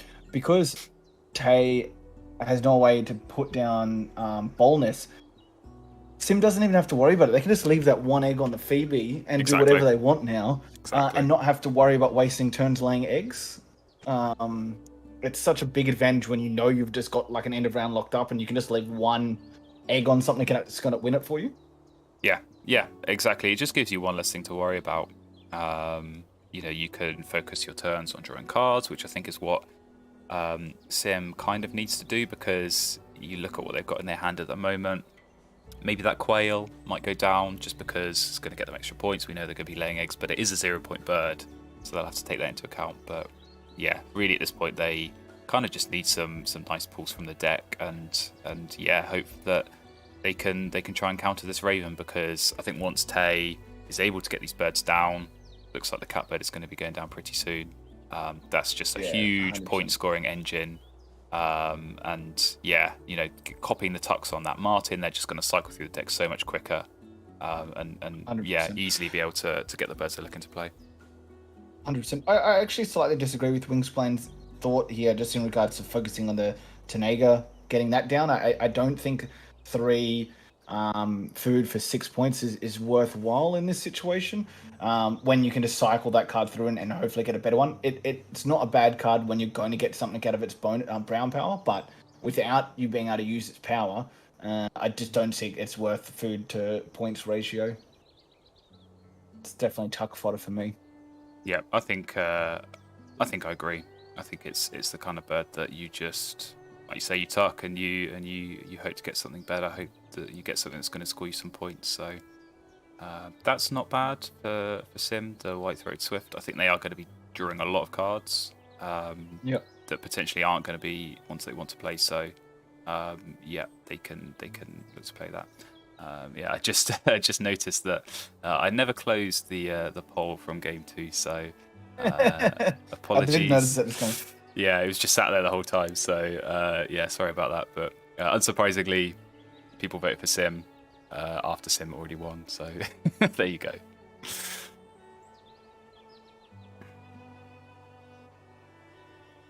Yeah, interesting. Sim is kind of thinking a little bit here, I think, about maybe something in the tray has caught their eye. If they're, there we go, cowbirds. Now that's a nice pull. Ooh. Yeah, that is very nice. With all those star nests as well.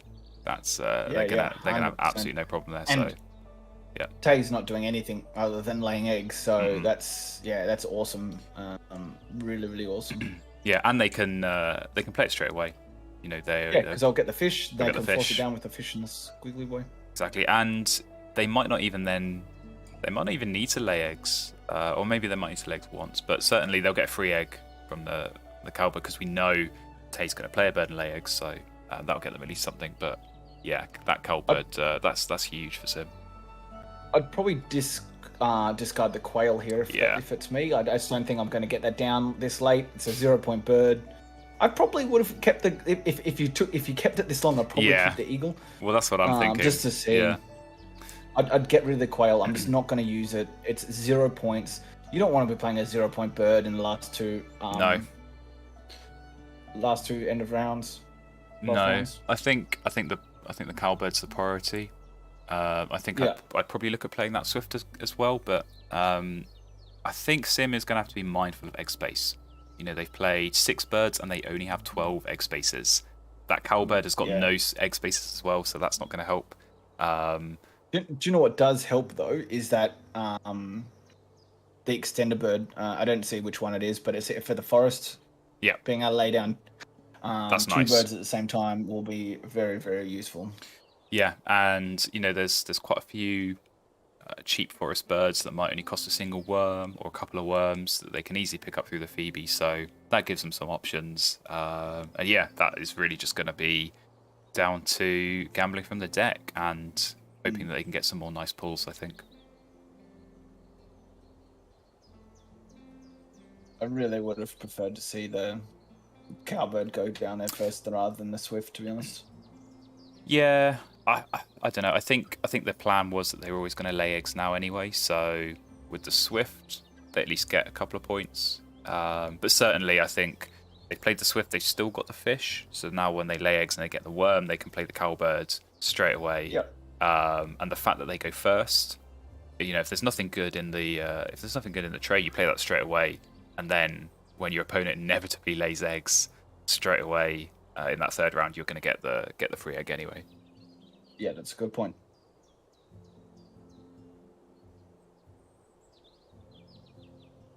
All right, so no, there is an extended bird there for Sim. It's the woodpecker. That's the one, the woodpecker. I saw Kevin say there's no extended bird there, but there is.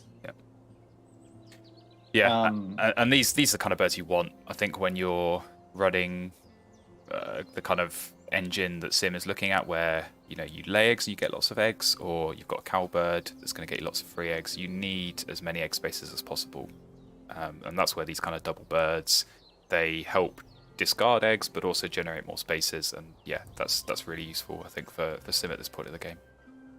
Yeah, so Wingsplan's saying that Tay's in a powerful position. I think Tay's not in the worst position for sure, but I think they're gambling on getting some really, really powerful cards over the next couple of turns, whereas Sim is so well set up here for end of round goals, and for they can just give all this food away and it doesn't really matter.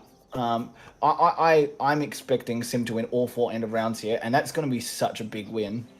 Yeah, and that's where the double bird comes in as well, for that last end of round total birds. That's going to be so good. So, we got the spoonbill in the tray, which I'd imagine with that wetland scientist, Sim is going to be picking that up straight away. That's the final bird for that. Gives you another bonus card. Oh, perfect. Yeah, 100%. Perfect situation, but and it's not even going to be that hard to get down with the fact that you're getting fish and slugs. So absolutely, yeah, I 100% just pick that up straight away. Do not risk. You can't let Tay get that. You can't waste a turn and gamble. You just have to pick that up. No, absolutely not. I mean, even if Sim didn't want to play it themselves, which I think they absolutely should, but even if they didn't want to, you deny this every day of the week, because that's just such a powerful bird. Day. And even the horned owl, I think, is a good deny there, because big 100%. Points. Yeah. But yeah, this is going to be an interesting game, because I think the final scores, and you've touched on this, it's gonna the balance between the scores is going to be very different. I think for Sim, it's going to be all about bonus cards, and it's going to be all about end of round goals. We know they've basically maxed out 2 bonus cards already once this spoonbill goes down, and the potential for a third as well to score big points. All these end of round goals are going to be huge. I think for Tay, it's going to be about finding these big point birds from the deck, being able to get a lot of tuck cards through this purple martin. That's going to be so key. And the thing is, they're generating quite a few eggs, which is good, but it means they're going to run out of space. So really, the kind of pressure is on to try and find these big point birds before they do run out of space. Yeah, 100%. And the interesting thing is, Tay still needs to get a decent amount of eggs down just to get the max out of the oologist as well. Birds down. They're only on 6 birds at the moment. I honestly, I think Sim has played this for not having a great theoretical start apart from the Phoebe. I actually think that Sim's played this really well. Being creative, thought outside the box, and playing this game well.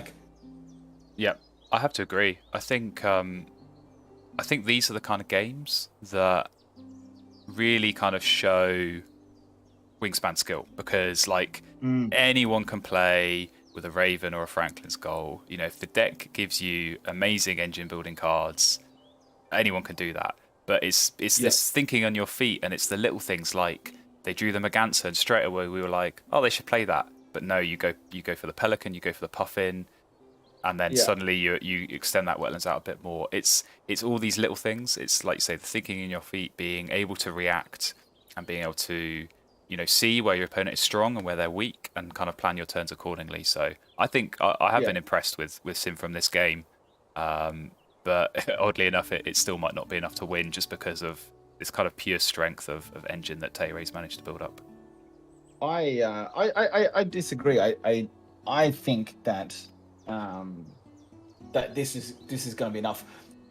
When you consider, what is it, 22 to 10, 20 to, what is the end of rounds? It's a big margin. It's a big margin to 12 have. points. you've going to have, like, let's say that Tay maxes out the Urologist, you're still going to be winning by at least 8, if not, when they get down their other bonus card to max down that water one, like, that could be huge. Like, that's going to be a lot of point generation for Tay to catch up.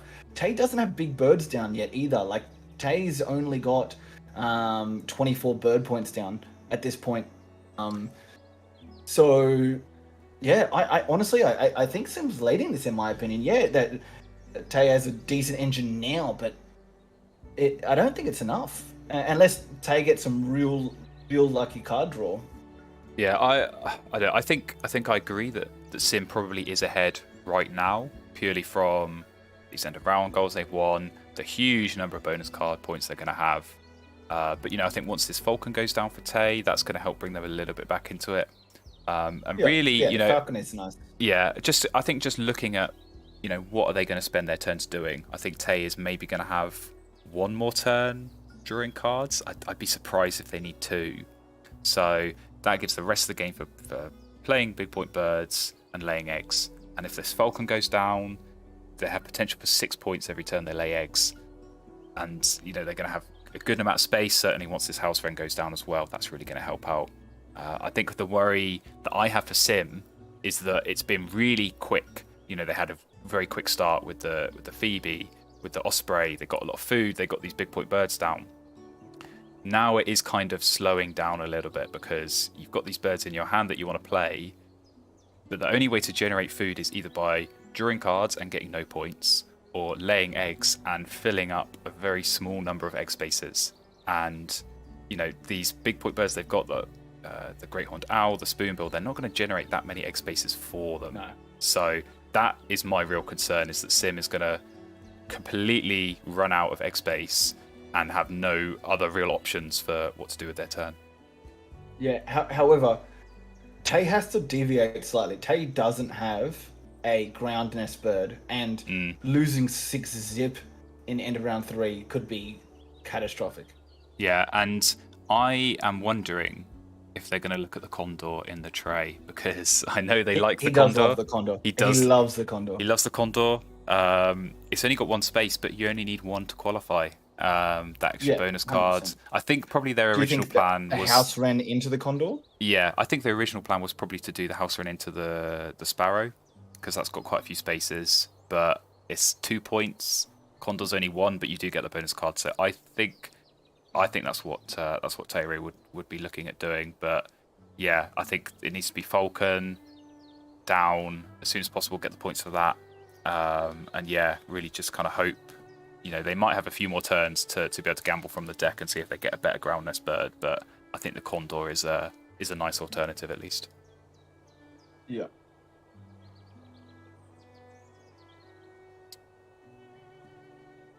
Yeah, it's definitely interesting. I wonder what Sim's thinking through here. Yeah, that's what I'm thinking. They've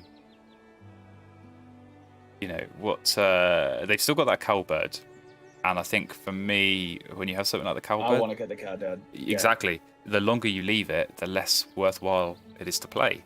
If you play it now versus in 5 turns time, that's potentially 5 eggs you've missed out on, and suddenly the potential to score big points from that is, it's only a 3-point bird. After you've paid 2 eggs, it's 1 point. So really, the vast majority of the value in this kind of bird is from the pink power that you're getting those 3 eggs. So the longer you leave it, the less you're going to get from that. And I do worry that, the longer this goes on and the less time they have to use it, it's really going to cost them. Yeah, no, 100%.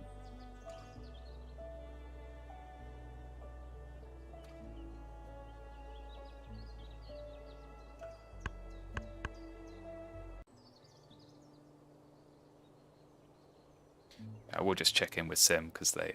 Yeah, I was about to say maybe one of us needs to message just to make sure that he's aware that it's his turn, because he's not even, most of the time when he's thinking, he's flicking his mouse around to see different things pop up. Yeah, he says he's there. He's just thinking. So. Okay, cool. Do you want to know the score in the I'm watching. To watch it. I'm watching. Don't you worry. I wasn't going to say anything, but I have got it up. Who scored? It's Kanate. It's from a corner. Yeah. Yeah, this is eating into football time, but I can multitask, so it's not too big of a deal. Yeah, for sure. Oh yeah, we do have a bit of sign of life from Sim. They are flicking back and forth, so yeah, I think they are just trying to plan turn order now. Yeah. You know, you think about, okay, how many times do I need to lay eggs to get the food?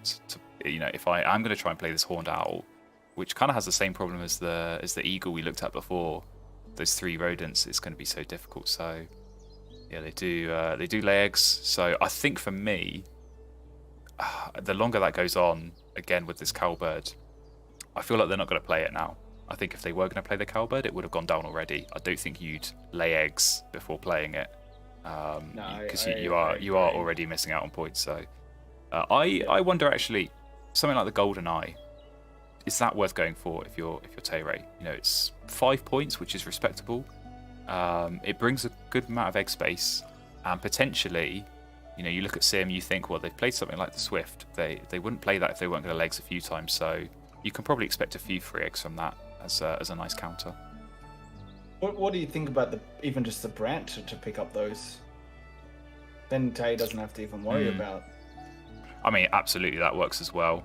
And it's kind of similar when we talked about the Brant in one of the previous games in the series. You know, if that saves you a turn drawing cards, you know, at the moment Tay only gets 3 cards anyway from the wetlands, and it costs them an egg. Whereas if you play the Brant, you get a point as well as 3 cards. So that certainly feels like it's you know, a pretty reasonable play, I think, for Tay in this situation.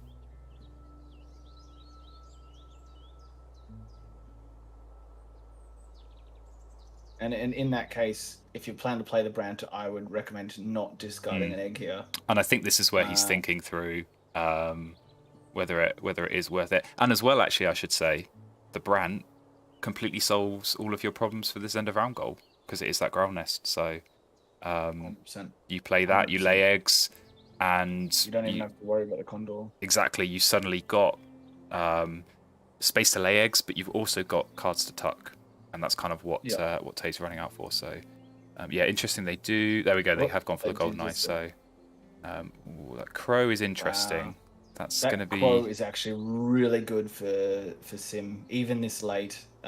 Discarding, because like you said, they don't have that many egg spots.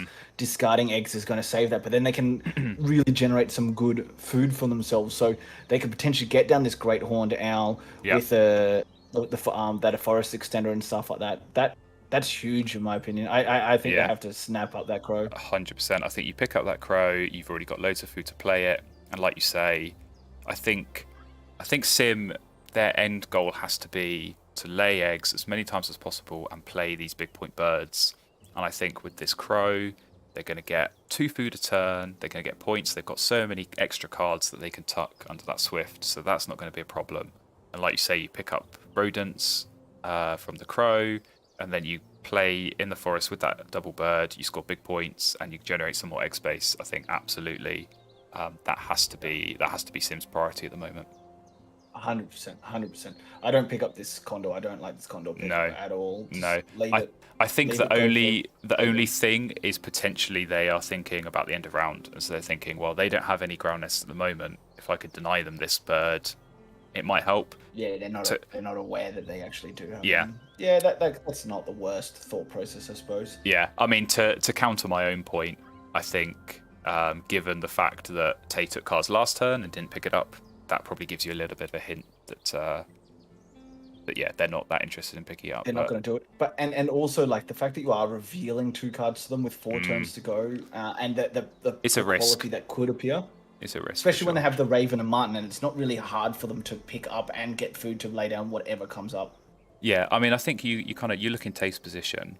I would say even if they don't have the Brant in their hand, I don't think they need to draw cards again. You know, they've got enough where with this golden eye play, that's going to get them to 7 birds. That means they just need 2 more to meet the Oologist. That gives them 3 left for tucking. That's enough to cycle through, look for something that's going to get you and big play points. A couple. Exactly. So I don't think Tay's going to need to go for cards. I think the Brant is probably still a good play, just to at least give them something extra to cycle through with, and obviously help with the end of round. But What do you think about the brand? Like, I actually wouldn't have minded the brand and then getting the Robin straight down, Yeah. and then like going crazy on the tucks. I did wonder about that. I think it gets to a point where it's too late for something like the Robin. Already got the Martin and the Catbird, so that's a couple of tucks. With something like the Robin, you think, okay, if I'm playing it, it's -1 points. So Yeah, it is. It's not the kind of bird you look to play late round 3. However, there's like 6 turns left, so it could end up being like a 5-point bird. But then again, your Falcon's probably already going to do that for you, isn't it? And that's where you start. You look at alternatives. You think, okay, well, the Falcon's already got a 4-point lead on the Robin. So even if I activate it 4 times and get 4 tucks on the Robin and miss every time on the Falcon, which is really unlikely, they're only going to come out level. And I think Tay's goal at this point, 8 turns left, probably about 4 of those laying eggs and hopefully 4 playing birds. I think that's probably going to be what they're going to go for. Yeah, and Kevin's sort of trying to support me and say that the Robins to see more big birds, but they don't really need to, considering they already have the Catbird and the Martin to cycle through as well. So, but another good suggestion was maybe the Sparrow would have been really good for Sim to have picked up before the Condor to lay the Crow and the Sparrow together, which I actually really support. They then can get that 5th grassland bird down. It just generates another bird for that last end of round goal. And if they start getting extra food from that Phoebe that they don't need, they can actually start discarding for that extra egg as well. So that suggestion from Kevin there with the Savannah Sparrow, I think is actually a really good suggestion that I didn't think of initially. Yeah, I mean, I'll admit as well, I did think about that, and it's like you say, it's good for the final end of round goal. You start to see Tay is beginning to catch up a little bit in terms of bird numbers, and we know he's got this double bird in the house run as well. So it is going to help you for the end of round goal. It's going to help with egg space as well. So just clear out a few more, generate a few more, and like you say, I think certainly spamming Phoebe against this Raven is always a good option. So if they give themselves the chance to discard for eggs, then you take that every day. 100%. Ooh. Now, having said that, well, Sim is skipping the Phoebe here. Skipping the Phoebe. I'm not sure how I feel about that. I think it's good to start doing this if your opponent doesn't have a Raven, but your opponent does have a Raven. Yeah. And you just need to get as much food as possible to get this down. The Crow is not enough. No. To do that. Nope. What is Tay doing? So Tay, I did notice this. They picked up the or they tucked through for the Bob White. So I think what they had in their mind was, the choices for my last grassland bird. I could go for the Robin, I could go for the Falcon, or I could go for the Bob White. And the Bob White is basically the same as the Falcon. It's a guaranteed point, but it's going to help for this end of round. So I think that was the plan. I think they're thinking now. And it is actually worth 1 more point. Than exactly. The Falcon as well. Exactly. And I think what they're thinking is, I don't need to play the Brant at this point, which is kind of the point I was making before. They've got enough. Yeah. I think they've got enough egg space to lay eggs 3 times potentially, and then look at playing something. And if they just need a nice forest bird, I think as soon as they can get a nice forest bird to play with the Baltimore Oriole would be exactly something dream, hey? Something big points with that house wren. Just get some egg spaces. That's really, I think, what Tay's going to be looking for now. How is that? Whoa. Oh wow, that's incredible. What is that, like 22 points in bonus cards? Man, and Tay is not. That's coming. And the end of rounds, and all the end of rounds. That is a game changer, because like Tay is going to have in his mind roughly how many points Sim is going to be on. Oh yeah. You look through your opponent's board, you kind of count up how many bird points, how many tuck cards, how many eggs. I know end of round goals, all of that. That's gonna give you some indication. I don't think Tay is going to account for 22 bonus cards points from 3 bonus cards. That is just like unheard of. So. Oh, it is absolute max points. It's crazy. Yeah. Right, the Yeah. cuckoo. The cuckoo's an interesting pull from the deck. I wonder if that might be something they look to play, but really kind of limited on bonus space. So it might just kind of make that problem worse for Tay Kind at of the moment. limited. They've got three of them, and they've already got them full. Yeah, but I think by discarding off the catbird there is maybe a little signal that their plan is to try and force this down. But Yeah. they get this first look at the tray, and it's not anything that worthwhile going for, unfortunately. So yeah, really kind of need that big point bird. I think, like you say, Baltimore Oriole, even just a bonus card giving bird. I think that's what Tay needs to kind of try and hope they can get from the deck.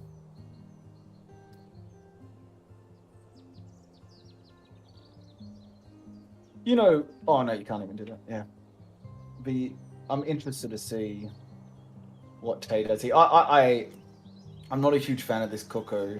I'd be just tucking and gambling that you get a better forest bird than that. It's whilst you got a lot of food, it is only 5 points. I think he can gamble a couple of times. So I think he's got enough egg space. I think he's got enough egg space to lay eggs twice. You then get 4 chances. You're tucking on the Martin twice each time. You got 4 chances of finding something. I think you at least give yourself that option. And then if you don't find anything, play the cuckoo. But certainly just give yourself a chance to see what you can get. 100%. And you've got a couple of birds that you can do it and keep it there. The cardinal was actually really nice egg spaces. Yeah, I was gonna say. I'm surprised. I would have tucked the peregrine then 100%. and gone, and then just to give myself some time to think and calculate whether those egg nests, because what is it, 6 eggs on the cardinal? I think it's 5, but 6. it's a lot. It's still huge. When Tay's got 4 turns left and only has 7 egg spaces left, that could have been really big. Yeah, I mean, you look at the other card he had in his hand, which is that Falcon. That's never going to get played. You know, it's not going down now. 4 points if he plays it in the wetlands. It's not worthwhile. Yeah. I can't see that happening. No, and then if you really wanted to, you could play the cardinal, and then if the cuckoo. No, I probably still don't play the cuckoo, but like just because it's bad. But yeah, I think the cardinal was tucked way too quickly. Yeah, I'm inclined to agree. I mean, you look at Tay's position now. They've got 7 eggs. If they do this double play with the house run and the cuckoo, that gives them another 7 spaces plus the 2 that they discard. So that's going to give them 16 egg spaces in 3 turns. They can't just lay eggs for the rest of the game, so they're still going to have to end up gambling on this deck and hoping they can get something worthwhile playing. Yeah, 100%. All right, did you see that bonus card from the Condor? I didn't. It was the viticulturalist. So 3 points. Cherries. I think you take it, considering the insane luck on these other bonus cards. I think that I think you take 3 points all day long. What did you think in regards to Sim playing that Condor rather than going a couple of turns to get down the big 8-point great horned owl? So what I imagine they're going to do is try and get that down anyway. And I think potentially the Condor was a play as I want to play this anyway, it's cheap, it's going to help get me more birds. Let's see what the bonus card is and whether I need a pivot. Exactly. Yeah. Let's see what the bonus card is, because you know, if it's rodentologist, if it's falconer, 100% go with that owl. If it's, I don't know, like bird feeder or prairie manager or something that playing the, I don't know if it's the prairie chicken or whatever other bonus card bird they've got, if playing that suddenly becomes worth it, you know, you want to see that bonus card first and at least give yourself the information. So I will be interested to see which of these Sim goes for. I think obviously the horned owl is the safer play. You know it's going to be 7 points. Playing the bonus card bird, it's only 4 points, but you get that gamble on a bonus card, or 3 points, sorry, plus bonus card. 3 points. I'll be interested to see whether they're feeling risky, whether they feel like they can squeeze out a little bit more luck from the bonus card deck. I don't know that there's much left for them though. I don't think so either. No. I can't really think of anything that's going to be really good. Omnivore gives them 2 points. Food Web Expert gives them 2 points. Yeah, Prairie Manager gives them nothing. They've drawn all Forest the gives big them point. nothing. They've drawn all the big point bonus cards. You know, if 100%. you look at this 100%. board and you think which 3 bonus cards would you want, it's going to be Fishery Manager, it's going to be Wetland Scientist, it's going to be Platform And Builder, platform. and those are the 3 that they drew. So, yeah, it's certainly been good fortune, I think, from the bonus card deck for Sim. Yeah, and that's probably the only thing that they could consider actually with the bonus cards is because they have those 3-star nests. Most of the nest type ones is going to give them 4 points. Yeah. But is that 4 points? Well, is only then matches what the Horned Owl's going to do, and you're gambling on that. So I just go the Horned Owl here. Yeah, you need more than 4 points to make it worthwhile. So yeah, I think for me, I'm laying eggs, 3 times, and then play the Horned Owl. I think that's enough for Sim to be satisfied. And you know they've got the cards for that. They can lay eggs 3 times. They've got 3 spare cards to tuck. So that's always a nice position to be in. Yeah, for sure. Michael did also just suggest another one, which is another 4 points, which is Ecologist. But it still plays into the same as the others, where 4 points is enough to make it worthwhile, a gamble over the Great Horned Owl. Yep, agreed. Yeah, I think the more interesting decisions is going to be for Tay, because really it is all going to just be on what they can tuck through and find, because yeah, they're not really giving themselves many options. They're going to fill up on eggs pretty quickly, particularly with these 2 pink powers. They're going to get quite a few eggs there, so I think they might be forced into a decision sooner rather than later. I think that if you have to, if in this situation you actually have to continue using your Raven and gamble on what birds you want. That you can think what birds are out, what birds are still there. I'm going to take a little bit of food because otherwise you're going to use egg spots, and if you don't do that, you're not going to have the food if in like the second last turn you pick the card that you get that you want. So he should still be actually activating the Raven here, in my opinion. Yeah, agreed. I think you need to. The egg space alone is just going to be such a problem anyway. So yeah, I think really it's for Tay. You find a big point bonus card, Woodstalk, even like all the Oriole we talked about before. Just anything that scores a lot of points and has a few nest spaces. I think that has to be the target. But yeah, you kind of leave yourself 100%. At the mercy of the deck. 100%. Good thing is, it looks like Sim has thought ahead and grabbed the rat out of the with a Raven, although they just undid it. Changing their mind. No, they're going back for the rat. There we go. Good.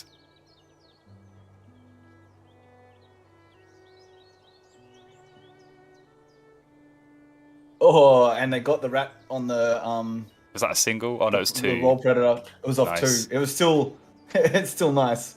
Yeah, you take Everything's coming up Sim. Everything is coming up Sim.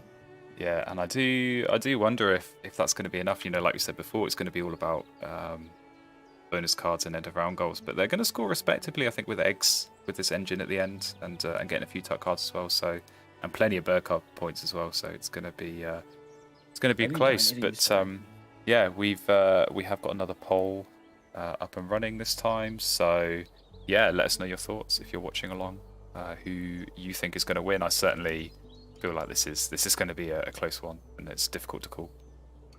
I think this is Sims. I'm happy to put my very measly reputation of badly calling games on this. I'm going to say you have a history of this, Chop. So yeah, is this the kiss of death maybe for Sim as soon as you start to back the it? jinx. Yeah. Just like the commentators, like, oh, they never missed this. Oh, look at that! It went straight over the bar. Exactly. The only thing I don't really like with this Bob White compared to them playing the Peregrine Falcon is how much eggs they're getting here with the Dove and the Bob White. It's difficult. I think they're going to... Oh, here we go. Oh, the Oriole. Wow. Just what we talked about. Literally the exact card we were talking about. Oh, that's perfect. That is a dream. That's perfect. Right. Goodbye, Falcon. You play that for 7 points after the egg cost, and then you lay eggs, and yeah, super easy to get that down. Yeah. Wow. I mean, talk about like commentator curse. We talked about the Oriole basically all game, and at the last available opportunity, Tay picks it up. How's that? Yeah.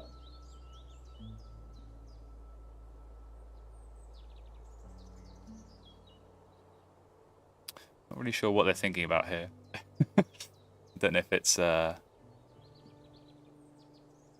pretty straightforward, right? Tuck the Falcon, keep the Oriole. Yeah, it is, but this is Tay. We've seen Tay make some weird decisions. This is Tay-ray in a final, overthinking things to the nth degree. Do you know that there is a perfect phrase for this? Go on. Paralysis by analysis. Oh, I love it. I thought it was just going to be like Tay being thick or something like that, but you put it a lot more elegantly. You put it much more elegantly than I could. Yeah. He keeps looking at Sim's board. I don't know how Sim's board affects this decision in any way. Is he trying to work out whether he actually wants to get the Oriole down? But like he needs to. He doesn't have enough egg spaces. Exactly. And like that Sim's going to lay eggs at least 1 or 2 more times. It's like he's thinking whether to like gain food, but I'm like, just tuck the peregrine falcon. No. Did he just? He did. He skipped. He skipped the martin. So he used the catbird to copy the martin. Did he think that he was skipping the raven? What is he doing? Was he like one turn of his ahead of himself? Surely he's not going to play the falcon, right? Surely he's not going to play both these birds. This makes no sense. What? Can we soundbite my whats, by the way, later, so we can just use them repeatedly? Yeah, I will. That is getting soundbited. I am absolutely dumbstruck by Tay.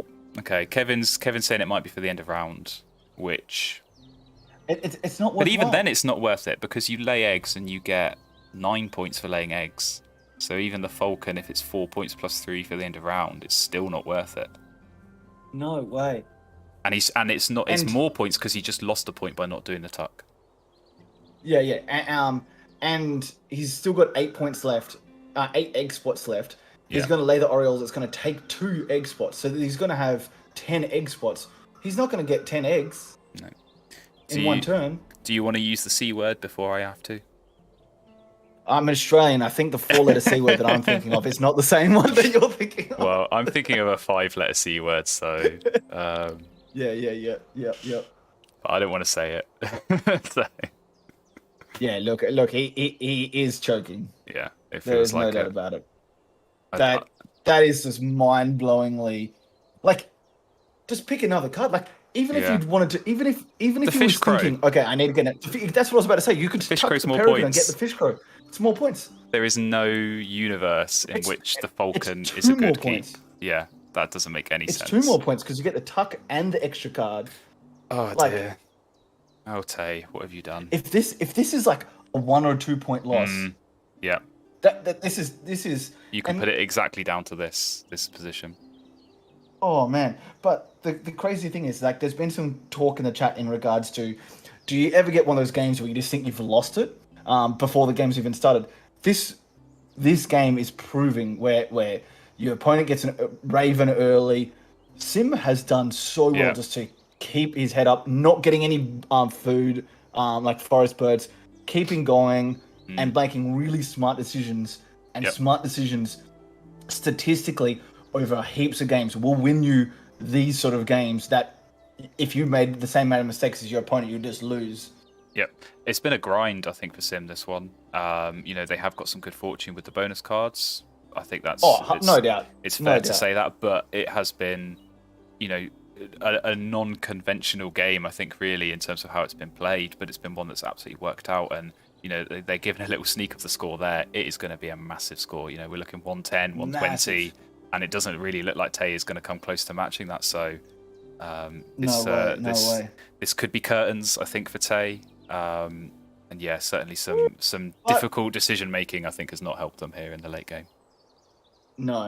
And look, Sim got lucky in some of those early games, but still made right decisions. And Tay started with the Raven this time, but didn't make good decisions. So as much as luck has played a part, Sim has maximized his luck Mm, and made absolutely. really good decisions. You cannot just say that these 3 games have come down to Sim being lucky.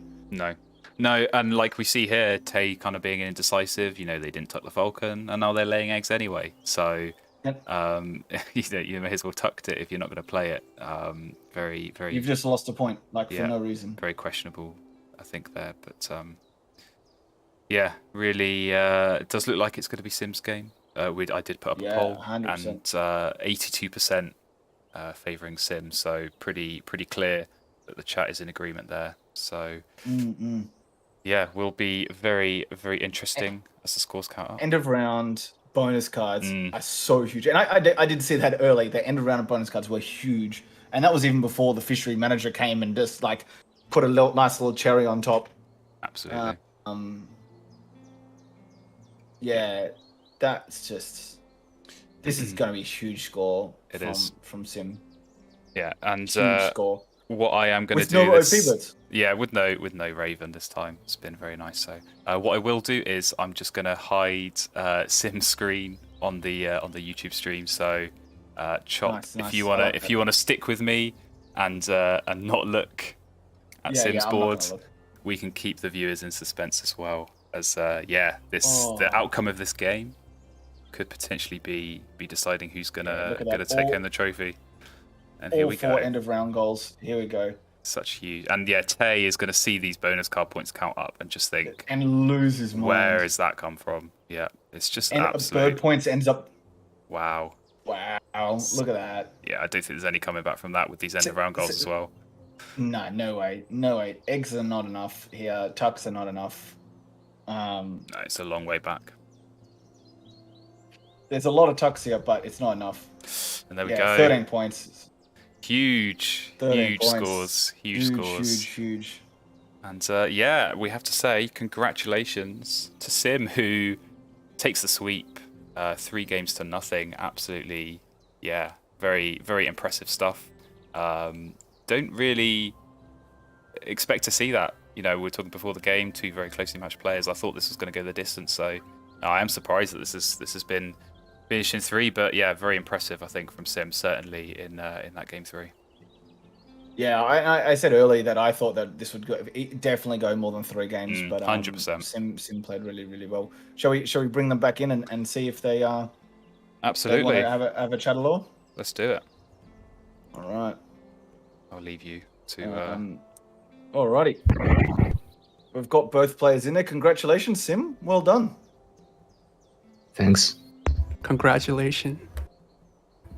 Unlucky Tay. Thanks. You played very well too. Yeah. Yes. I mean, I was quite happy with my first 2 games. But yeah, well played to you too. Yeah. Look, Sim. Honestly, that last game, I think you played exceptionally well to go with the flow and just make really smart decisions the whole way through. It was really, really good. You should be really stoked with that game. Yes, I didn't have a good forest birds, so I have to go with the Phoebe and Osprey. Yeah. But the real critical play that we saw earlier was you ditching the Merganser and still going with the Pelican and then into the Puffin, and knowing that was then going to get you 3 cards per turn and not using the Merganser despite having the food for it, and that was fantastic. Absolutely. And then you got exceptionally lucky with the bonus card draws, but that happens. That was awesome. When I drew the fishery manager, I knew I win this game. Yeah, for sure. Yeah, no, it was pretty awesome. Definitely some interesting points with you as well, Tay. It was definitely that Martin really helped in the catbird, but there was definitely a couple there. Like you skipped the Martin on the second last turn. Yeah, I missed a point or 2 there because I was thinking I might have to play another bird to tie, but then I realized afterwards that it wasn't even good enough. to tie Yeah, because yeah. laying egg just more points. Yeah. Yeah, that was 1 point, and maybe one more point from like Raven that I spent food, but that's just 2 points. That's clearly not gonna make a difference. Yeah, it would definitely be interesting early game as well. I think once you both sort of maybe had a day to chill out, rewatching the game and stuff like that would be really interesting because there's probably a couple of early turns where for both players it was really interesting. The plays where we thought that there was some definitely opportunities missed, just in regards to turns wasted that could have made a bit difference at the end. So, but it was a really good game. Both real high quality players that really sort of maximized it. Did you have any questions, Flan, before we sort of finish up? No, I think you covered everything there. Like you said, really impressive play. 2 very big scores certainly in that last game. So that's what we want to see. And yeah, good performances all around. Yeah, awesome. Well done, and especially you, Sim. Congratulations, man. That's your 4th tournament win and taking home the inaugural Wingspan Open. Yeah, thanks. Yeah, congrats. Yep, congrats, Sim. And yeah, thanks, Chop, for joining me. I hope it sounded like you enjoyed that, so I certainly did. Yeah, definitely. I actually have one more little announcement before we move on, which is the fact that Simon has won. No, wait, sorry, I actually have to correct myself. Simon and FMAF have tied first in the open bracket, and I actually now need to go look through who their tiebreaker was to work out who actually wins. So very juicy. Yeah, very, very juicy, and more to come on that. Flan, after early leading, has dropped down to tying 3rd with June. So I'll take it. It's better than I performed in the actual tournament, so I can't complain too much. But yeah, stay tuned for that. Definitely keep an eye on the Discord. We'll announce the winner of the bracket. But yeah, thanks again for joining me, Chop, and thanks to our players for taking part in this. Obviously, we can't do this without you.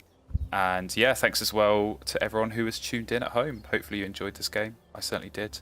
And yeah, we will see you again in the future when we do more of these live streams.